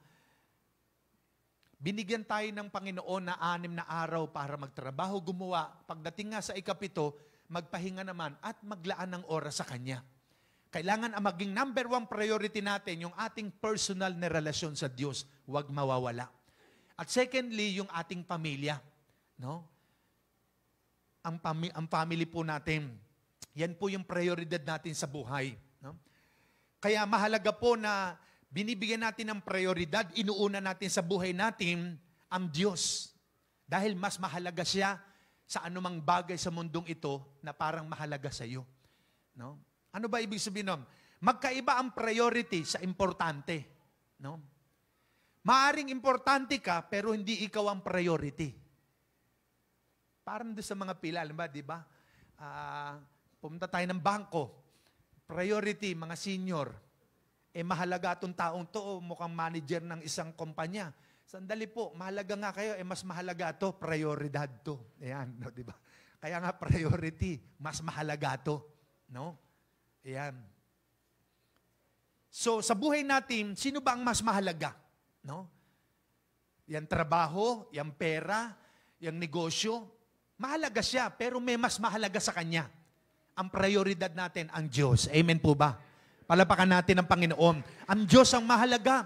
No? Kaya ng Diyos na ibigay yung kakailanganin natin sa araw-araw. Unahin lamang natin siya. Di ba? Anong sabi ng Matthew 6:33? Kabisado natin yan. O, i-quote natin. Anong sabi? Seek ye first the kingdom of God and His righteousness, and all these things shall be added unto you. No, kita nyo, unahin lang muna natin si Lord. At lahat, no, sabihin nyo, lahat. Lahat ng kailangan natin, damit, pera, pagkain, no, lahat daw kailangan natin, bibigay ni Lord yan. No? Unahin lang natin siya, bigyan natin siya ng oras at panahon. No? No? Making God your priority. No? Gawin natin ang Diyos ang prioridad sa buhay natin. No? Kaya pag ang Diyos ang prioridad natin sa buhay natin, no, na binibigyan natin siya ng oras at panahon, anumang pagdaanan natin sa buhay, anuman ang sitwasyon, no, anuman ang nangyayari sa buhay natin, pag siya ang inuna mo, ibig sabihin siya ang pagtitiwalaan mo. Amen ba? No? Kasi nagtitiwala ka sa Kanya, Lord, bahala ka na. Anak mo kami, pag nagutom kami, mapapahiya ka. No? Di ba yung mga magulang, no, hindi naman pababayaan ng magulang, magutom yung anak niya. Lahat nga gagawin para lang sa kapakanan ng anak Meron lang maisuot, may mabaon, may makain, gagawin ng magulang lahat. Kasi anak niya yun Anak tayo ng Diyos amang nasa langit. No? Anak tayo ng Diyos Hindi niya tayo pababayaan. Sabihin sa katabi mo, hindi ka pababayaan ng Diyos. Kabila, hindi ka pababayaan ng ating amang nasa langit. No? Kaya when God is the number one priority in your life, for sure you have peace. May kapayapaan ka. Pag wala kang kapayapaan, hindi siya ang prioridad mo. No? Wala kang joy. Kasi hindi siya ang number one sa iyo merong ibang number one sa iyo. No? Material o anumang bagay. No? Kaya pag ang Diyos hindi siya ang prioridad sa buhay mo, unti-unti kang mababalik sa dati mong iniwanan. Yung dati mong tinalikuran. Dati mong nilayuan. Babalik ka rin unti-unti kasi nawala ang prioridad mo. No? Hindi na si Jesus, hindi na si Lord. No? Dati siya yung mahal na mahal mo. No? Talagang dedicated ka kahit saan may gawain. Lagi kang nangunguna. No?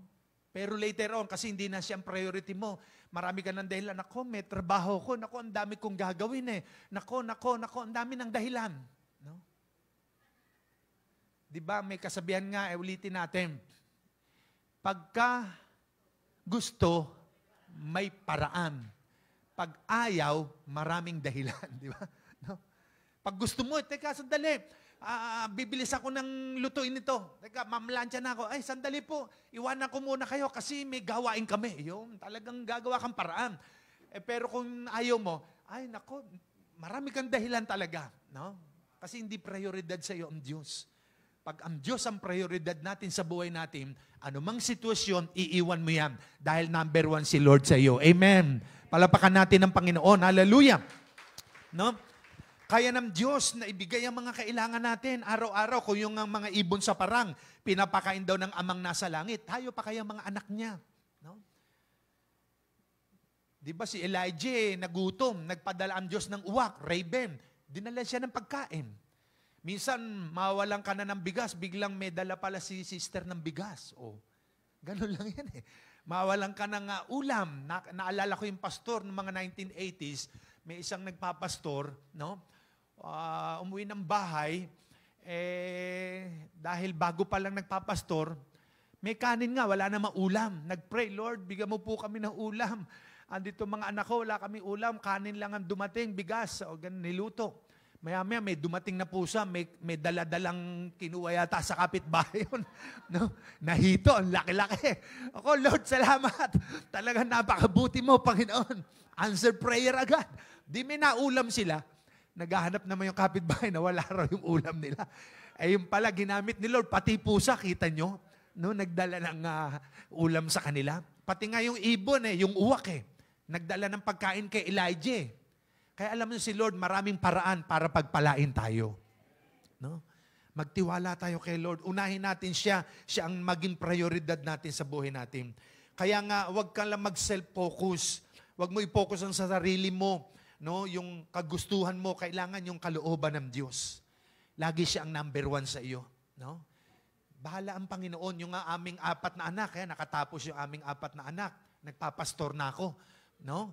Tapos silang lahat ng college. Hindi nagpabaya ang Panginoon. Basta sumunod ka lang sa Diyos, maglingkod ka. No? Siya ang prioridad sa buhay mo, number 1 siya. God will supply na lahat ng kailangan ng pamilya natin. Amen ba? Siya ang bahala. No? Huwag tayong mangamba, huwag tayong matakot. Lastly, ito na yung huli natin. No, pang-5 tanda sa totoong taong nagmamahal para sa Diyos, no? He loves His brethren. Mahal niya ang mga kapatid niya. Hindi lamang sa laman, kundi sa pananampalataya. Yung kapwa mo, Kristiyano. Tignan natin. 1 John chapter 4, verse 20. 1 John 4:20 sa New International Version. Sabi rito, whoever claims to love God, yet hates a brother or sister is a liar. Sino man daw nag-aangking o nagsasabing, mahal ko ang Diyos, pero namumuhi sa kanyang kapatid na lalaki at babae, no? For whoever does not love their brother and sister, whom they have seen, cannot love God, whom they have not seen. No? Ang sino man daw nagsasabing mahal niya ang Diyos, pero nagagalit, namumuhi sa kapatid niya, no? At sino mang hindi umiibig sa kanyang kapatid, na nakikita niya, at ang Diyos na hindi niya nakikita, ay sinasabi niya mahal niya, hindi raw totoo yun, nagsisinungaling siya. Alam mo, sinasabi natin, kapatid, mahal kita, no? O hindi, ganito, Lord, mahal kita. Pero yung kapatid mong nakikita mo, hindi mo mamahal, liar ka daw. Kasi yung Diyos na hindi nakikita, sinasabi nating mahal natin, pero yung kapatid natin nakikita natin, hindi nating mamahal, sinungaling daw. Bago nating mamahal ang Diyos na di nakikita, yun munang kapatid na nakikita. Amen po ba? No? Kaya ang totoong umiibig para sa Diyos, nagmamahal sa kapatid, sa kapwa. Sa New English Translation, ito ang sinasabi, if anyone says, I love God, and yet hates his fellow Christian, is a liar. Yan. No? Pag siya daw ay namumuhay sa kanyang kapwa Kristiyano, ay sinungaling. At tapos sasabihin niyang mahal niya ang Diyos. Pero nang mumuhi naman sa kanyang kapwa Kristiyano, sabi roon, sinungaling siya. Yan po ang sabi ng salita ng Diyos. No? Hindi ako. Kaya dapat na mahalin natin ang kapatid natin. Amen po ba? Huwag kang mamuhi, huwag kang magalit. Kahit anong laking kasalanan na nagawa sa inyan, kapatid mo yan, ang Panginoong Sus nga, grabe. Hindi tayo dapat mahalin dahil masama tayo, makasalanan tayo, no? Hindi tayo dapat mahalin. Pero anong ginawa ng Panginoon? Minahal niya tayo. Amen po ba? Inibig tayo ng Diyos, no? Kaya ang nagsasabing, iniibig ko ang Diyos, subalit napopot naman sa kanyang kapatid, ay isang sinungaling. No? Tignan nyo nga nasa kaliwa nyo, sa kanan, baka napopot sa kapwa yan, sa kapatid. Sabi ni Lord, sinungaling. No? Kung ang kapatid na kanyang nakikita ay hindi niya magawang ibigin, paano niya maiibig ang Diyos na hindi niya nakikita? Kaya kailangan ibigin natin ang kapatid natin. No? Huwag tayo mapuot, huwag tayo magalit. Bilang tao, nasasaktan tayo minsan, pero huwag mong panatiliin, lumilipas ang taon, panahon, no? Pagpantay na pa ako, tsaka na malilimutan kita. No? Pero pagka nakikita kita, nakauludugo ko. No? Hindi po gano'n ang tunay na pag-ibig. No? No? Kaya ang totoong umiibig para sa Diyos, nagmamahal sa kapatid. No? No? Kung meron kang kapatid sa laman o kaibigang kapitbahay na may nagawa sa iyong masama, kalimutan mo na, ipagsa Diyos mo na yon. Ang Diyos ang ipaghihiganti ka ng Panginoon. No? Ang Diyos ang gaganti para sa iyo. Huwag kang gumanti. No? Si Lord na bahala. Kaya nga, ang conclusion natin, ano sabi? Number 1, he hid God's word in his heart. He spent time to meditate God's word. He applied God's word in his life. Ina-apply niya, pinapractice niya. At ang Diyos, ang prioridad niya sa buhay niya, number 1. No? At mahal niya ang kanyang mga kapatid. John 14:24. Ano po ang sabi ng John 14:24? The person who does not love me does not obey my words. Yan. Ang taong hindi umiibig sa akin, hindi sumusunod sa aking salita, mga salita. And the word you hear is not mine, but the Father who sent me. Kaya yun daw mga salita ng Panginoong Hesus, galing ito sa Ama na nagsugo sa Kanya. No? Kaya nga, ang taong totoong umiibig sa Diyos, nag-iingat ng salita ng Diyos. No? Inia-apply niya ang salita ng Diyos sa buhay niya. No? At ito pong huling verse kong naisbasahin sa atin, binigay po ito sa akin ni Lord eh. Tingnan niyo po, 1 Thessalonians chapter 5, 1-10. Pakinggan niyo po ito. 1 Thessalonians 5, 1-10. Mga kapatid, hindi na kailangang isulat ko pa sa inyo kung kailan magaganap ang mga bagay na ito. Sapagat alam na ninyo na ang pagdating ng araw ng Panginoon ay tulad ng pagdating ng magnanakaw sa gabi. Yun daw ang pagdating ni Lord. No? Kapag sinasabi ng mga tao, tiwasay at panatag ang lahat, biglang darating ang sakuna. Hindi sila makakaiwas sapagkat ang pagdating nito'y tulad ng pagsumpong ng sakit ng tiyan ng isang babaeng manganganak. Tinutukoy rito yung pagdating ni Lord. Verse 4, ngunit wala na kayo sa kadiliman, mga kapatid, kaya't hindi kayo mabibigla sa araw na iyon na darating na parang magnanakaw. Kayong lahat ay kabilang sa panig ng liwanag, sa panig ng araw, hindi sa panig ng gabi o ng dilim. Kaya nga kailangan tayo manatiling gising, laging handa at malinaw ang pag-isip at di tulad ng iba. Sa gabi ay karaniwang natutulog ang tao at sa gabi rin karaniwang naglalasing. Ngunit dahil tayo sa panig ng araw, dapat maging malinaw ang ating pag-iisip. Isuot natin ang baluti ng pananampalataya at pag-ibig at isuot ang helmet ng pag-asa sa pagliligtas na gagawin sa atin ng Panginoon. Isuot daw yung baluti ng pananampalataya at pag-ibig. Hindi tayo pinili ng Diyos upang parusahan, kundi upang iligtas sa pamamagitan ng ating Panginoong Hesukristo. Namatay siya para sa atin upang tayo mabuhay na kasama niya, maging buhay man tayo o patay sa kanyang muling pagparito. Ayan, babalik ang Panginoon. No? Babalik siya. At nais ng Diyos, maghanda tayo. Paano tayo magiging handa? Ito nga, balikan natin ang salita ng Diyos. Magbasa tayo. Bigyan natin ng oras. No? Hindi lamang ito binabasa, hindi lamang pinapakinggan, kailangan pinapractice, isinasagawa. No? No? Kaya tayo bilang mga Kristiyano, mga anak ng Diyos, nasa huling araw na tayo. Let us go back to basic. Marami nang hindi nagbabasa ng Bible. Hindi na nabubuklat ang salita ng Diyos. No?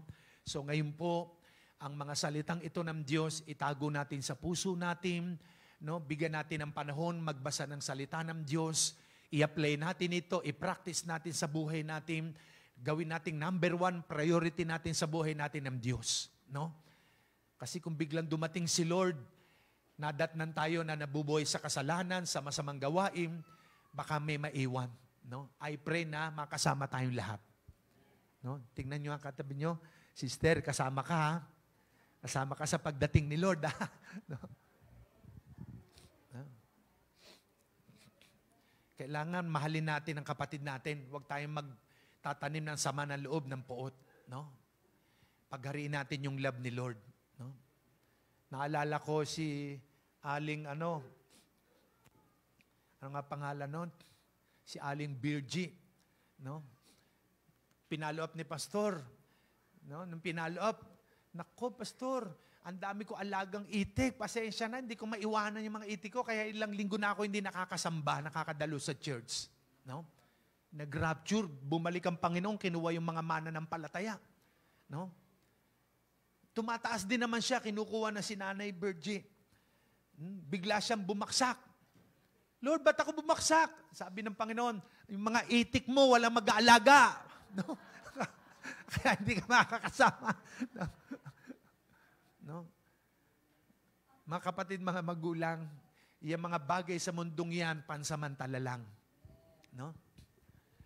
Doon nga sa Mindoro, may dinonate na naman sa atin. Pagpunta ko next week doon, may dinonate na 200 square meters yung kaibigan kong board member. No? 100. Tapos si Ate Janet sa Leyte, parang 200. No? Sa Mindoro, meron din sa Pangasinan. Pero wala sa akin yun kasi iiwan natin lahat yan eh. No? Pero sa ibang mga pastor, ibang talagang lalagay sa pangalan nila yun, aangkinin lahat yun. Sa atin na wala. Kaya ang lupa na yan, lahat ng bagay sa mundo, iiwan natin yan. No? Si Lord ang may-ari ng mundong ito. No? Hindi tayo mapaghangad sa lupa, sa kayamanan, ano man. Kasi pag biglang dumating si Lord, kita niyo yung mga mayayaman, nung bumaha sa lugar nila o nabiyak ang lupa, lumindol, wala, ang kayamanan. Kita niyo nasunog sa LA. $1,000,000 ang halaga. No? Nawala sa isang kisap mata. No? Kasi minak nila si God eh. No? Pero ang Diyos, alam ko, hindi niya tayo pababayaan. Basta unahin lamang natin ang Panginoon. No? Paglingkuran natin siya. Sige po, tumayo tayong lahat. Palapakan natin ang Panginoon. Naniniwala po ako ang Diyos nating nakilala at pinaglilingkuran ay isang totoong Diyos na kilala niya tayong lahat. At ito na po yung simula sa ating mga first-timers, sa mga baguhan. Alam kong ito'y simula, hindi ito yung huli. Nais ni Lord na makilala natin siya sa isang Bibliang paraan at mapaglingkuran natin siya habang tayo mga buhay pat malalakas. Dahil nga ang mga tanda na ang Panginoon malapit nang bumalik ay nangyayari na. No? Kaya nga, ang salita ng Diyos, bigyan natin ng oras, panahon sa buhay natin. Magbasa tayo araw-araw nito. Simulan natin sa aklat ng Juan sa New Testament pag may Bible kayo. No? Isang chapter araw-araw. At bukod doon, magpe-pray kay Holy Spirit kasi ang salita ng Diyos, medyo malalim ang iba dyan, mga parable. Pero pagka nag-pray ka kay Holy Spirit, nabigyan ka ng wisdom, mauunawaan mo siya unti-unti. No? Dahan-dahan. No? At yun namang aklat ng kawikaan, talino at karunungan ang ibinibigay niya sa mga bata. Kaya yung mga anak nyo, pagbasahin yun yan. No? Yung aklat ng kawikaan, puro talino, karunungan ang ibinibigay sa mga bata. No? Yung aklat ng kawikaan. Ayan. So kaya sa oras na ito, ay tayo magpe-pray. Yumuko tayo lahat at pumikip. Taas natin ang kanang kamay natin sa Panginoon. Sabihin lahat ang isang prayer na ito. Panginoong Yesus, marami pong salamat sa pag-ibig mo sa akin, sa paalaala mo sa akin, nabasahin ko ang iyong salita araw at gabi. Dahil dito nakasalalay ang tagumpay ng aking buhay, tagumpay ng aming pamilya. Salamat po, Panginoon. Kinikilala ko sa aking sarili na lahat ng meron ako, pati na buhay ko, pati na hininga ko, ay galing sa iyo. Salamat po, Panginoon. Simula po ngayon, paglilingkuran kita. Susunod ako sa iyo habang nabubuhay. Marami pong salamat. Ito aking panalangin. Amen. Ako na lamang ang manalangin. Panginoon, salamat sapagkat ang salita mo hindi babalik sa iyo na walang kabuluhan. Ang salita mo'y tanglaw sa aming mga daan at liwanag sa aming mga lakad. Salamat, Panginoon, ang salita mo ay buhay sa mga taong nakakasumpong nito at kagalingan sa kanilang mga katawan. Panginoon, salamat po sapagkat nasa huling araw na kami na nais mo ang iyong salita ay bigyan namin ng panahon. Basahin ito araw at gabi na siyang magbibigay gabay sa aming landasin ng pamumuhay. O Diyos, sino man na may problema sa aming kalagitnaan, sino man na may pangangailangan, katagpuin mo, Panginoon. Lord, gumawa ka ng himala sa mga pagsubok at problema ngayon ay magkaroon ng kalutasan. Lord, buksan mo ang langit sa oras na ito at ibuhos niyo ang pagpapala sa buhay ng bawat isa.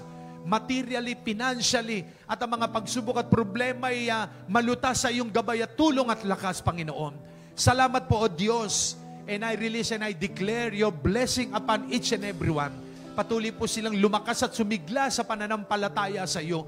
Kung meron mang nanghihina, ay palakasin mo, Panginoon. In the name of Jesus. In the name of Jesus.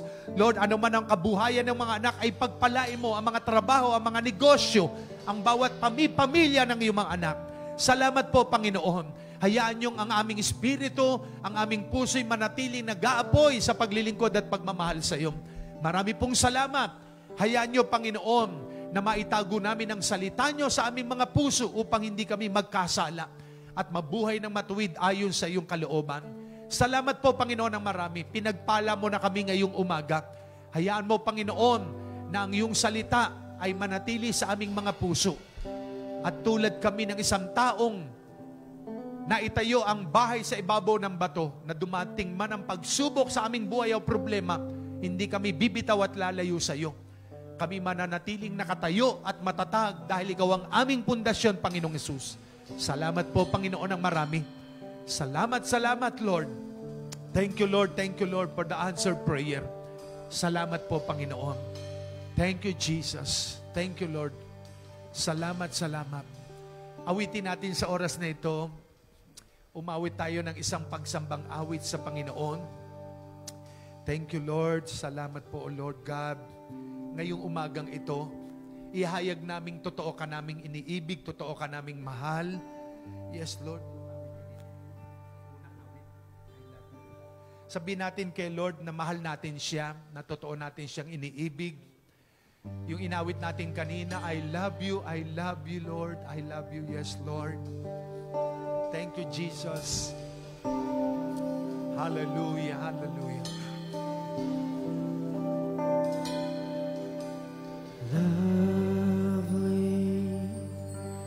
are your dwelling places.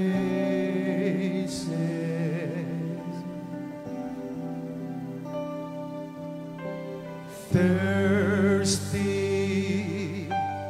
I come after you.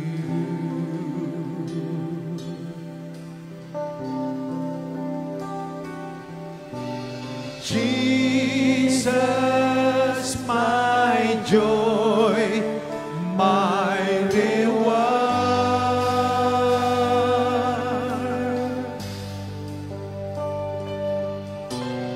Your love restoring my soul.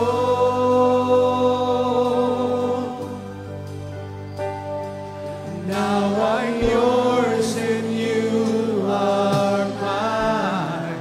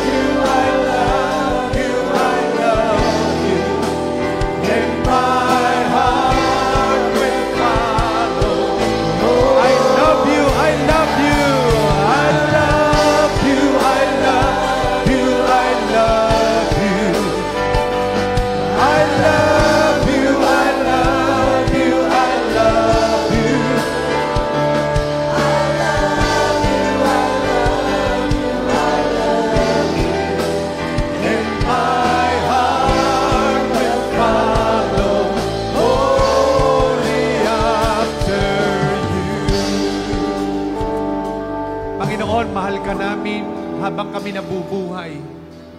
Ang salita mo'y aming bibigyan ng oras at panahon upang basahin. Kahit kami pagod, ano man ang sitwasyon, ano man ang pagsubok, problema. Dahil mahal ka namin, Panginoon, at ito'y aming ipapractice, ia-apply sa buhay. Salamat po, Ama. Tanggapin niyo ang pasasalamat, ang papuri at pagsamba namin, Ama, sa pangalan ng aming Panginoong Yesus. Ang lahat ay magsabi ng Amen. Palapakan natin ang Panginoon. Amen. Sige po, maupo ang bawat isa. Dadako po tayo sa isang gawain ng Panginoon. Ito po yung ating pagkakaloob sapagat ito rin po ay nasa banal na kasulatan. Amen. Praise God. May natutunan po ba tayo? Amen. No, napakahalaga po na ang kanyang salita ay naroon po na sabi nga, katulad sinabi dito, no? He that hath my commandments and keepeth them, he it is that loveth me. And he that loveth me shall be loved of my Father, and I will love him and will manifest myself to him. Amen. No? Makikita po natin na sabi nga kapag daw po naroon yung kanyang salita sa ating mga puso, no, kinakapamuhay natin, He will manifest Himself to us. No? Naroon na, sabi nga ay paparanas niya yung kanyang kadakilaan, no, sa ating mga buhay. Ang isang example po dito ay doon sa aklat ng ikalawang Korinto, 2 Corinthians chapter 9. Ito po yung mga Macedonians, no, yung mga mananampalataya sa Macedonia.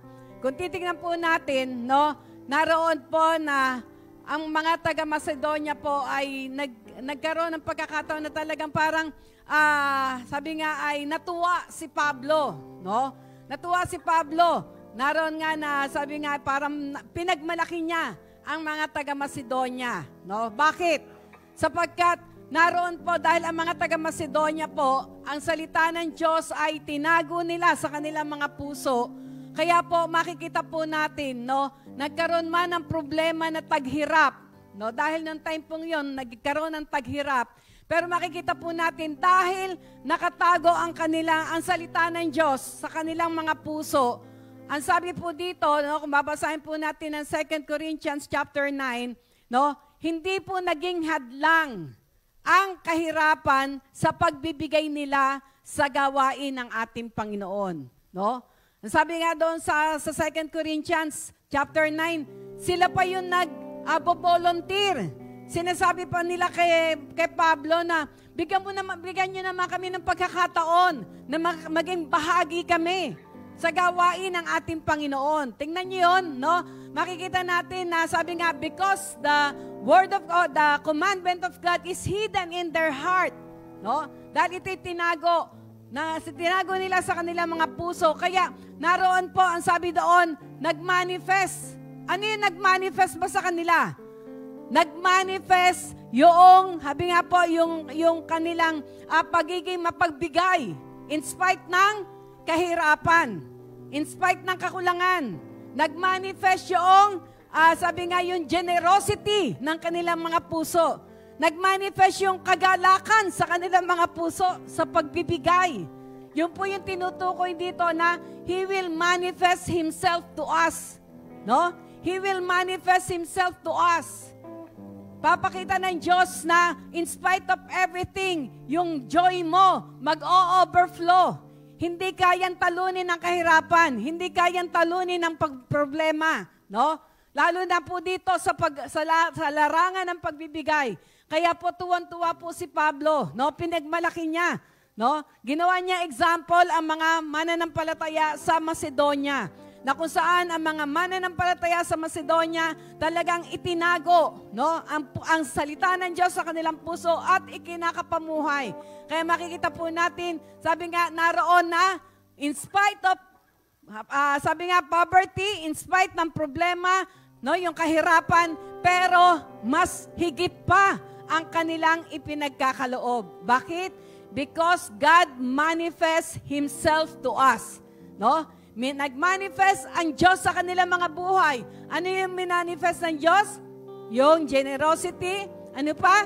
Yung joyfulness, no? Sabi nga, God loves a cheerful giver. Amen? No? Iyon yung mga manifestation. The fruit of the Holy Spirit, He will manifest it unto us. Kapag po ang salita ng Diyos ay nakatago sa ating mga puso. Walang makakahadlang sa atin para ibigay natin yung dapat ibigay sa gawain ng Panginoon. Walang makakapigil sa atin para tayo ay tumulong sa ating kapwa. Because God will manifest Himself to us. Amen? Kaya sa umaga pong ito, hayaan natin na dahil sa mga salita ng Diyos na ating narinig, no? Naroon po na ito yung nag-uudyok sa atin na talagang ibigay yung dapat ibigay sa ating Panginoon. At tandaan po natin, lahat naman galing din sa Kanya. Amen? No, lahat galing sa Kanya, kaya wala tayong maipagmamalaki. Hindi natin pwedeng sabihin na, Lord, pera ko yung binigay ko sa gawain. Hindi po, galing sa Kanya. Amen? Alam niyo, isang patotoo po, last week, sa akin pong pagbibigay, sabi ko, Lord, ang may bibigay ko lang ngayon, yung tithes ko, at saka yung pledge ko, doon po sa Travis, no? Pag sinabing pledge, pangako, no? At ang nais ng Diyos, kapag tayo nangako, walang dapat makahadlang doon sa pangako mo. Kasi hindi ka sa tao nag-ngako. Sa Diyos ka nangako. Kaya, nung Sunday po, siyempre, last Sunday na. May amount kasi ko na pinangako ko sa Diyos na ibibigay ko para sa Travis natin. Ano? At dahil nung Sunday, ang hawak kong pera ay para lang sa tithes, at saka doon sa Travis, sabi ko, Lord, last Sunday na po kasi kaya kailangan mabuo ko yung sa Travis. Pero Lord, gusto ko pong mag-offering sa inyo. Alam nyo, nung sinabi ko po yun, nagbigay pa ako ng amount. No? Nagbigay pa ako ng amount kay Lord nung gusto kong i-offer sa Kanya. No? Sabi ko, pero Lord, gusto ko pong mag-offering sa inyo ng ganitong halaga. No? Tapos nung binigay ko na. Alam nyo, nakakatuwa po ang Panginoon. After ng service, no? Meron pong nagbigay sa akin, no? Meron tumawag po sa akin, at alam nyo, ibinigay yung amount na sinabi ko na gusto kong i-offer sa kanya, no? Ibinigay yung amount na yon na sabi nga, yung sinabi ko sa kanya na, Lord, gusto ko pong i-offer yung ganitong amount. Kaya alam nyo, walang agam-agam, walang pagdalawang isip, na nung matanggap ko yung ibinigay na amount na yon na sinabi ko sa Lord, ibinigay ko na kaagad. No? Hindi ko na inuwi. No? Naroon na ibinigay ko na kaagad. Sabi ko, Lord, ito yung sinabi ko, ito yung hiningi ko sa inyo na gusto kong i-offer sa inyo. Kaya para sa inyo ito. Amen? Sabi nga, God will give us the deepest desire of our heart. Amen? Kaya alam niyo po, kapag po naroon na ang salita ng Diyos ay nasa ating puso at ikinakapamuhay natin, makikita po natin, hindi tayo pagkukulangin ng Diyos. Amen? Bagamat may mga pagsubok, may mga problema, may mga bayarin, hindi tayo pagkukulangin ng ating Panginoon. Katulad ng mga taga-Macedonia, the Lord wants to manifest Himself to us. Ano yung ima-manifest? Ano yung dapat i-manifest? Ano yung gusto niyong i-manifest ng Diyos sa buhay natin? The spirit of generosity, no? Na walang makakahadlang sa atin para ibigay natin yung para sa Panginoon. The spirit of joy that we can give cheerfully unto the Lord. Amen? Kaya sa umaga pong ito, hayaan po natin na sa pamagitan ng Kanyang mga salita, na narinig natin, patuloy natin naririnig, nababasa, hayaan natin na ito ay mag-command sa atin. Ito yung mag-direct sa atin. Ito yung magturo sa atin. Ano ba yung mga bagay na nais ng Diyos na sabi nga ay siya ay mapapaluguran at siya ay may tataas. At isa po ito ang ating pagkakaloob. For this is a part of our worship unto Him. Amen? Nananampalataya po ba kayo na ang ating pagkakaloob ay bahagi ng ating pagsamba sa Kanya? Amen? Kaya kung ito po ay bahagi ng pagsamba natin sa ating Panginoon, kung paano natin piniprepare yung ating damit, no? Diba? Minsan iniisip pa natin, Lord, anong susuot ko bukas? No? Alam nyo, ganun din po. Kailangan din po, sabi nga, prepare yung ating ipagkakaloob dahil ito ay bahagi ng worship natin sa ating Panginoon. Amen? Kaya sa pagkakataon na ito, handa natin ang ating mga ipagkakaloob. Father, salamat po sa inyong salita na nagpabago ng aming isipan, nag-alis ng karamutan, nag-alis, Panginoon, ng kayabangan, na nag-alis, Panginoon, ng mga bagay na maghihinder upang hindi mo kami pagpalain.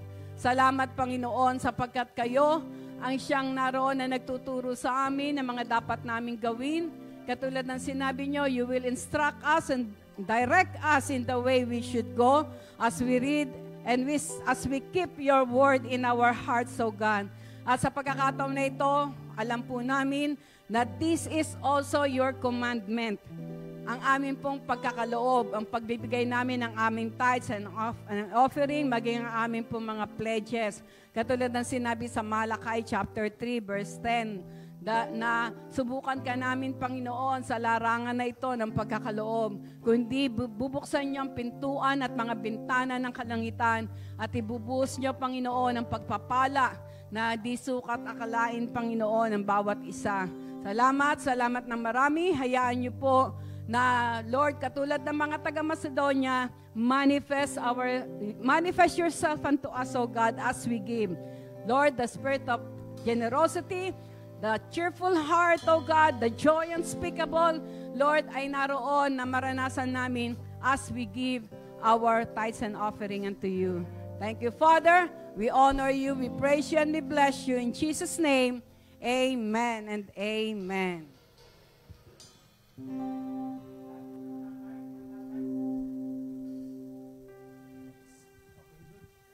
Sige po, yung mga tatay natin. Okay, dude, ito ka. Si Dan, si Loy, Shalem, Kuya Efren, Brother Richards.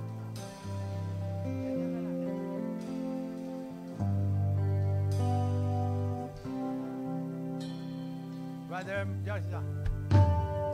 Yang kay buti ng ating Panginoon, nagtatapat sa habang panahon, maging sa kabila ng aking pagkukulang, biyaya niya'y patuloy na laan. Katulad ng pagsinag ng gintong araw, patuloy siyang nagbibigay tanglaw. Kaya sa puso ko't damdamin, katapatan niya'y aking pupurihin. Dakila ka, O Diyos, dapat kang ang tunay, magmula pa sa ugat ng aming lahi. Mundo'y magunaw man, maaasahan kang lagi, maging hanggang wakas nitong buhay.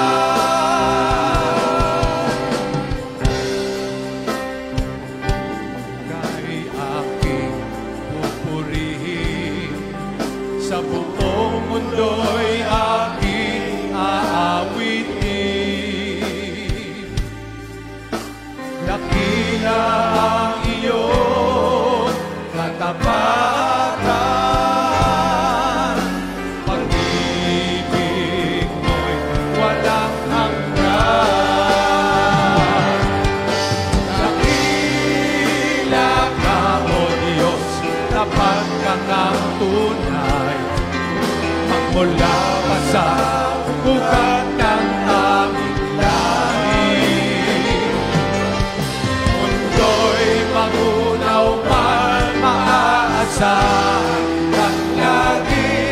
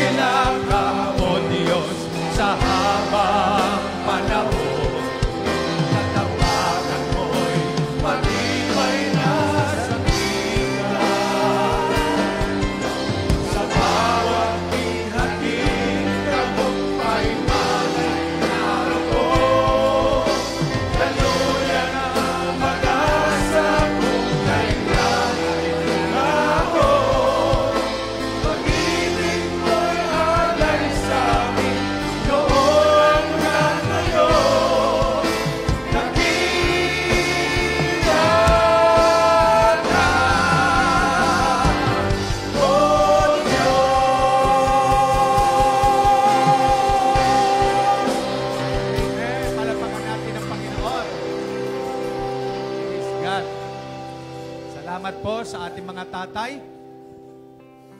To God be the glory. May dalawang tatay dyan, hindi nakasama. Si tatay, tsaka yun pa si tatay, susunod. Amen. Dadako po tayo sa ating Holy Communion. At ito po'y ginagawa natin once a month bilang pag-aalaala sa ginawa ng ating Panginoong Jesus sa krus ng Kalbaryo. So kaya nga po, ang pagganap natin sa banal na hapunan na ito ay isang pagganap at pag-alaala na ang Panginoon ay ipinako sa krus para iligtas tayo mga taong nagkasala. Kaya nga, ito po isang sagrado na iniwan ng Panginoon sa atin upang sa tuwing kakain tayo sa tinapay na ito ng banal na hapunan ay pinapahayag natin ang kamatayan ng Panginoon. At sa sarong ito ng kopa ng bagong tipan, ipinapahayag natin ang dugo niya na buhos para malinis, mahugasan ang ating makasalanan. Kaya tayo manalangin, Panginoon, pagpalain niyo po ang tinapay na ito, simbolo ng iyong katawan, at ang Diyos, simbolo ng iyong dugo na nabuhos sa krus, na naguhugas at naglilinis ng aming mga kasalanan. Salamat po, Diyos, magbigay ito ng kalakasan ng aming katawang lupa't kagalingan at kalinisan ng aming mga dugo sa loob ng katawan sa sandaling inumin namin na ito, Panginoon, ang Diyos na ito. Salamat sa biyaya at pagpapala mo. Inaalaala namin ang iyong pagkamatay sa krus ng Kalbaryo, Panginoong Jesus. Lord, salamat ng marami. Pinagpala mo po ang bawat isa amin. Ito aming panalangin naman sa pangalan na aming Panginoong Jesus. Amen. Sige po, kumuha muna po ang bawat isa ng cup at saka ng bread. Sabay-sabay po tayo maya-maya. Hawakan nyo muna po. At aawit muna po tayo sa Panginoon.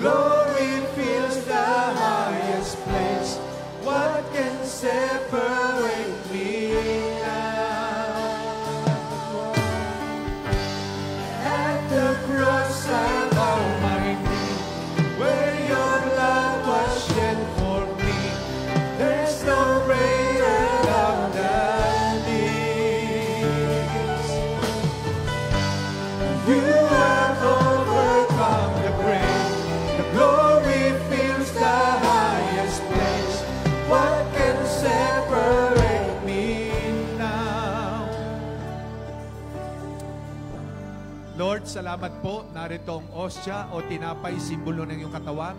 Salamat, inaalala namin ang katawan mo'y nabayubay sa krus at sa mga sugat mo'ng tinaglay, pinagaling mo na kami.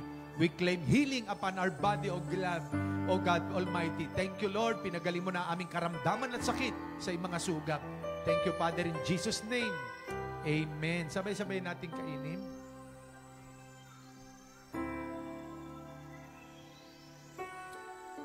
Lord, salamat sa Diyos na ito, simbolo ng iyong dugo, na inumin namin ito bilang pag-alaala sa dugo mong nabuhos sa krus ng Kalbaryo na naglinis na aming makasalanan. Salamat po, Ama. Thank you, Father, in Jesus' name. Amen. Sabay-sabay natin inumin.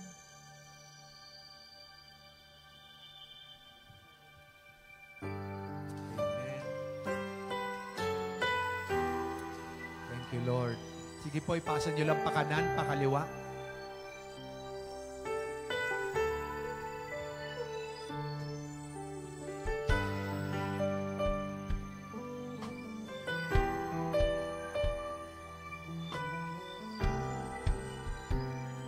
Manatili tayo sa diwa ng panalangin. Amang Diyos na makapangyarihan sa lahat, marami pong salamat ng iyong pag-ibig, Ama, pagpapala ng Diyos, Anak, at pakikipisan ng Espiritu Santo ay sumaamin ngayon at kailanman. In Jesus' name, Amen. Amen. Sige po, maupo muna bawat isa. May mahalaga tayong mga announcement. Sige po.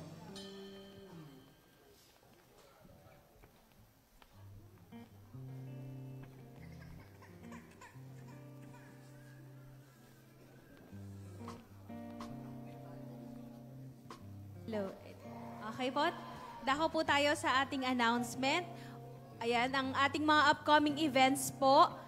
Heart to Worship or Worship Symposium. Ang pinakaunang worship symposium po natin ngayong taon ay magaganap po sa Saturday na. Inaanyayahan po namin ang bawat isa. Lahat po ang invited, hindi lang po ang ating worship team, but every one of us po. So, meron po tayong guest speaker. Yan po si Ate Rose Rivera. Ayan. Siya po ay naipapadala sa iba't ibang bansa. International dancer and coach din po siya. And I believe siya din po ang founder ng Raise the Banner. And marami po tayong matututunan o marami pong mensahe tayong matatanggap galing sa Panginoon through her life testimony. And siya rin po actually ang naipapadala sa Israel. And it is a privilege for us na sa Saturday po ay maririnig natin siya at makakasama natin siya sa ating very first symposium dito po sa Sabado. So magsa-start po yan 8 a.m. to 5 p.m. And special number po, katatapos lang po ng special number ng ating mga tatay, yun din po ang first nilang practice. Kaya po, we encourage na yung mga susunod po, Second Sunday Women's, ayan, mag-practice din po kayo daw ng Sabado. Di ba po? Sino po yung leader ng women's natin? Sister Arlene. Ayan, napakagaling sumayaw niya ni Sister Arlene. Ayan, kayo po ang special number sa next Sunday. Third Sunday naman po ang ating mga couples. And fourth Sunday ang mga seniors. Ayan, and of course, dahil sineselebrate po natin ang Love Month, of course, meron po tayong Couples Night sa February 50. Na-move. Okay, February 28 na daw po ang ating Couples Night. So, i-mark nyo na po ang mga calendars ninyo at isama po ninyo ang inyong mga asawa. Ito na po ang pagkakataon para po ma-invite ninyo ang inyong mga husband and wife. Ayan po. And pwede rin po kayong mag-invite ng mga kakilala ninyo dahil ito rin po ang pagkakataon para po ma-share natin ang word ng Panginoon sa mga mahal natin sa buhay. And meron din po tayong joint fellowship sa February 22. Anong oras po to? Yung details po na to ay to follow. So abangan po ninyo yung announcement sa GC po natin, yung details para po ma-invite din ninyo yung inyong mga kaklase, ganyan, mga kapitbahay, mga kaibigan. Ito ay para sa mga youth. And of course, follow us po sa ating mga social media accounts. Pero bago po yan, meron po yung prayer and fasting po natin. Of course, magsisimula po yan February 3 to 5. Bukas po yan. Ang prayer list po natin, isi-send na lamang po sa ating GC. Yun lamang po. And of course, dahil ito po ang first Sunday, inaanyayahan po namin ang lahat ng mga February celebrants. Ayan, kayo po ay tumayo dito sa harapan at para po maipag-pray kayo. Ayan, February birthday celebrants and anniversary. Ayan, pumunta po kayo dito sa harapan para po mapag-pray kayo. Ayan, happy birthday po sa inyo. Ipag-pray po kayo ni Bishop. Ayan, mga birthday ng February. Dami rin Dito kayo, bandang gitna. Sige po, pag-pray natin sila sa kanilang pagdaraos ng kaarawan physically. Ayan. Ayan. February pala yung mag-ine, no? Ha? Sige po, ito natin lahat ng kamay natin sa kanila.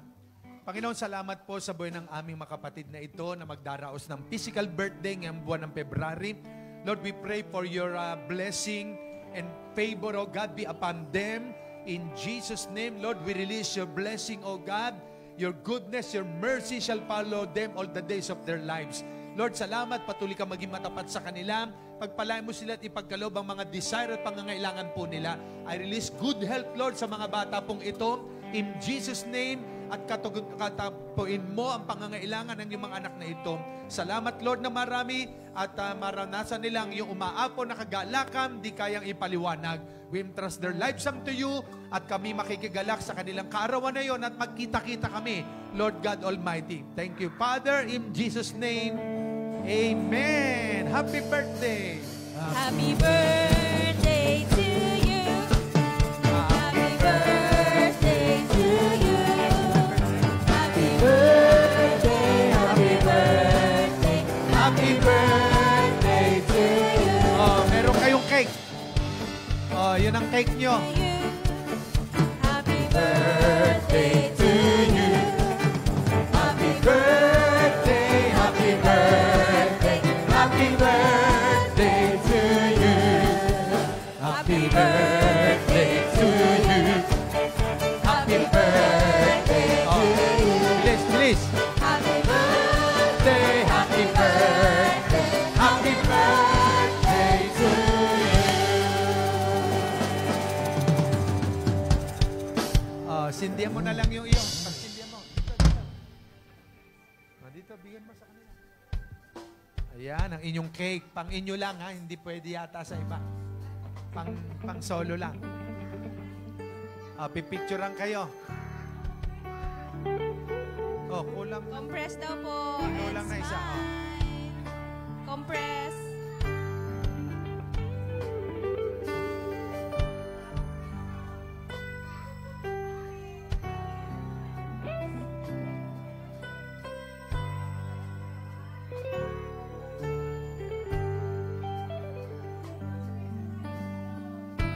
Blow the candle. Blow. Yeah.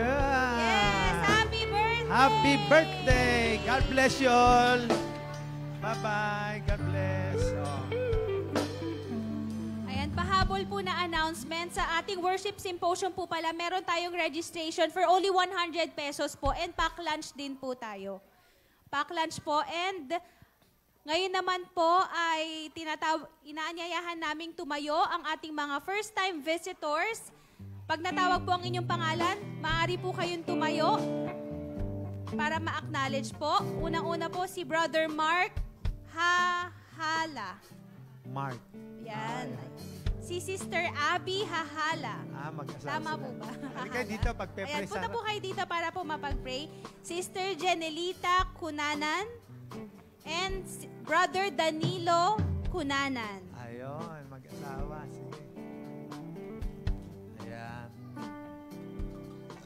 Merong bibigay sa inyo, ito babasahin din. No? Yan yung pag-pray po natin sila. Tuon po natin ang kamay natin.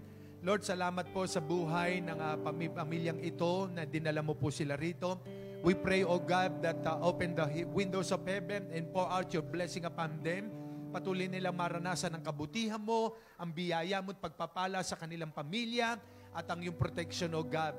Lord, we entrust their lives unto you. Hindi itong huli ng kanilang pagsamba sa iyo, kundi ito'y simula na ng kanilang patuloy na paglilingkod po sa iyo, O God. Salamat po. We entrust their family, their lives unto you, Father God. Nagagala kami at nakapiling po namin sila upang sumamba sa iyo. Thank you, Father. In Jesus' name this we pray. Amen. Okay, kamayan po natin sila. Kamay. Sige, praise God. Kakamayan po kayo. Band.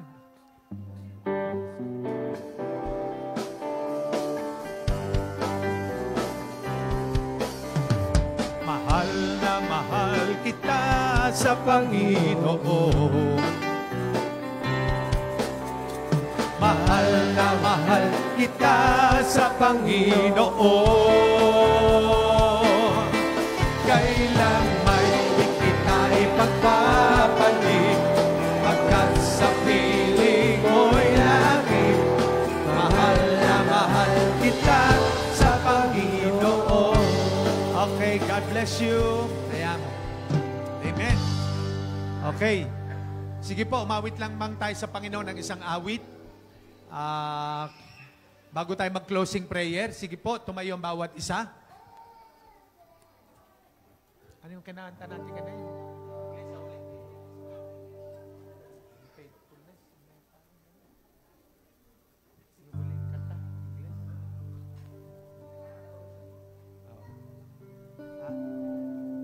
Tagalog na lang. Araw-araw. Amen. Sige po, mawi tayo sa Panginoon. Hey!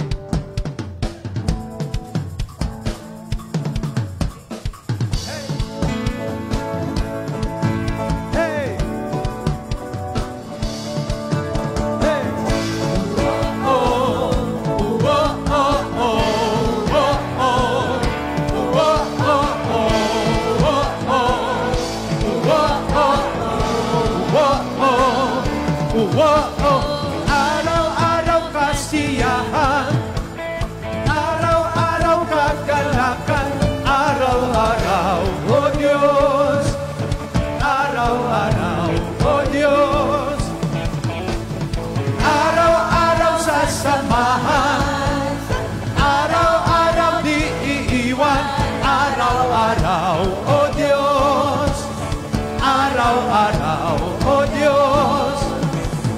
Ano mang maging panahon, ano mang magkakataon, ano mang maging sitwasyon, ika'y pupurihin. Ikaw at ikaw pa rin.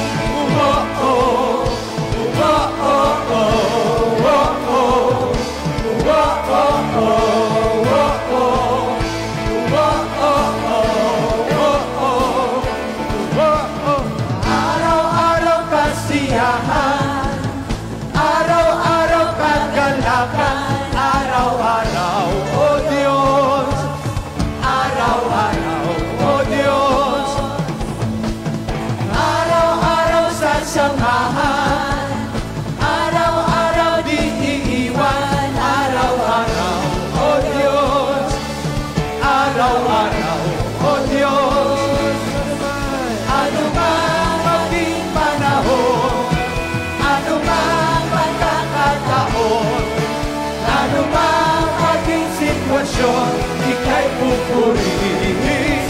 Ikaw at ikaw pa rin.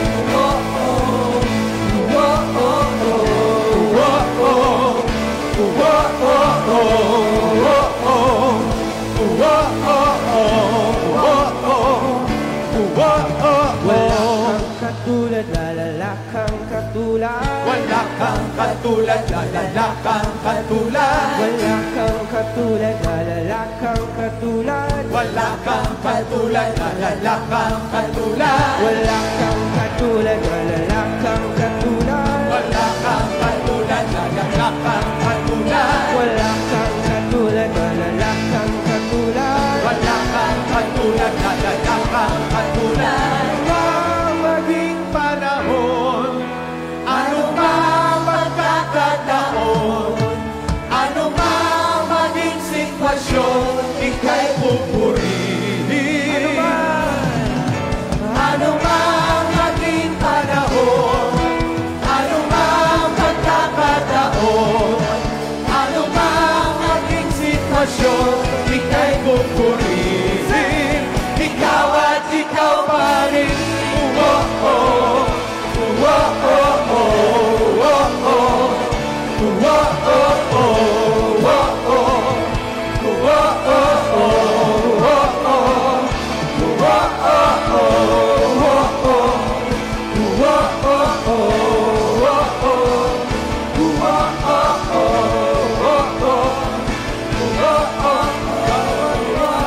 Ikaw at ikaw pa rin. Amen.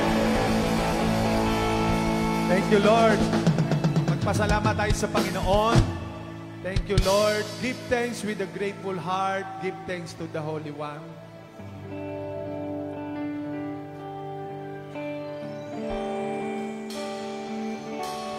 Give thanks with a grateful heart. Give thanks to the Holy One. Give thanks because He's given Jesus Christ, His Son. Give thanks. Give thanks with a grateful heart.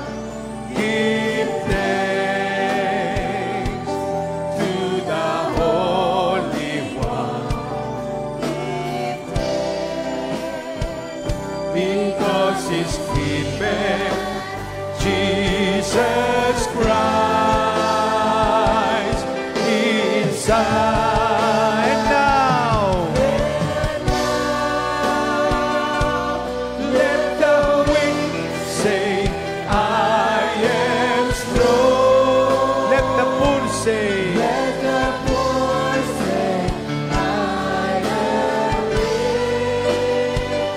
because of what the Lord has done for us. And now, let the wind say, I am strong. Let the poor say, I am rich, because of what the Lord has done for us. Give thanks.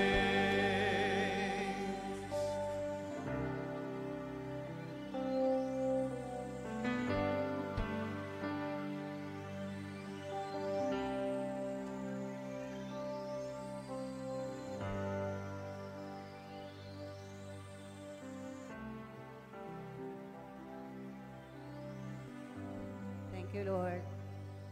Hallelujah. Tayo ngayon ay at pumikit at tayo ay mananalangin para sa pagsasara na ating gawain. Thank you, Lord. Maraming salamat, Panginoong Diyos. Maraming salamat, Panginoon, sa katagumpayan, Panginoon, ng aming gawain sa umagang ito. Patuloy, Panginoong Diyos, na Ikaw, Panginoon, ang aming pinapapurihan at pinasasalamatan sa lahat, Panginoon, ng kabutihan mo sa amin. Thank you, Lord, sa iyong mga salita, Panginoong Diyos, sa umagang ito. Nang nagmamahal sa iyo, Panginoong Diyos, ay siyang iniingatan mo. Thank you, Lord, Panginoon, sa mga salita mo, Panginoon, sa umagang ito. Itago mo, Panginoon, ang bawat narinig namin, Panginoong Diyos, na salita mo. At ito, Panginoon, na maging gabay namin, Panginoon Diyos, sa lahat ng oras ng aming buhay. Lord, walang lalabas, Panginoon, sa lugar na ito, na hindi, Panginoong Diyos, matatanggap anuman, Panginoon, ang pagpapala mo. Maraming salamat, Lord, dahil pinalaya mo kami, Panginoong Diyos, sa iyong salita. Matagumpay na kami, Panginoong Diyos, sa lahat, Panginoon, ng aspeto ng aming buhay. Thank you, Lord, maging Panginoong Diyos, sa anak mo, Panginoon, na ginamit mo, si Bishop, Panginoong Diyos, patuloy, Panginoon, na ipagkaloob mo, Panginoon, sa kanya, ang kalakasan niyang katawan, kalusugan, Panginoon, ng kanyang katawan, at patuloy na ang kapangyarihan mo, Panginoong Diyos, ang maghari sa kanyang puso, upang, Panginoon, lahat, Panginoong Diyos, ng kalooban mo, Panginoon, sa kanyang buhay. Lord, mapagtagumpayan niya lahat ito, Panginoon, at magdadala ka, Panginoong Diyos, marami pa, Panginoon, na kaluluwa sa lugar na ito, upang, Panginoong Diyos, ang paghahari mo, Panginoon, ang iyong pagbabalik. Lord, maranasan, Panginoon, ng bawat isa. Ang kaligtasan, Panginoon, ng bawat isa ay maranasan, Panginoon. Lord, wala kang lalampasan, Panginoon Diyos, sa lugar na ito ng Belyasona. Lahat, Panginoon, ay ipapasok mo, Panginoon, sa lugar na ito. Upang, Panginoong Diyos, ang kalooban mo na kaligtasan, Panginoon, sa lugar na ito ay mangyari at maganap. Maraming salamat, Panginoon. Patuloy na ingatan mo kami, gabayan, proteksyonan at pagpalain sa lahat ng aspeto ng aming buhay. Maraming salamat, Panginoong Diyos. Ipinagkakatiwala na namin sa iyo, Panginoon, ang gawain namin sa susunod na linggo, Panginoon, na magdadala ka pa, Panginoon, na maraming kaluluwa. Thank you, Lord. Maraming salamat, Panginoon. Dinadakila ka namin, sinasamba ka namin, at pinasasalamatan. Oh, thank you, Jesus. In Jesus' name, amen. And may the Lord bless you and keep you. The Lord make His face shine upon you and be gracious unto you. The Lord lift up His countenance upon us, and God has given us shalom, shalom. Peace be upon us in Jesus' name. Amen. Ito, magkamayan. Forever.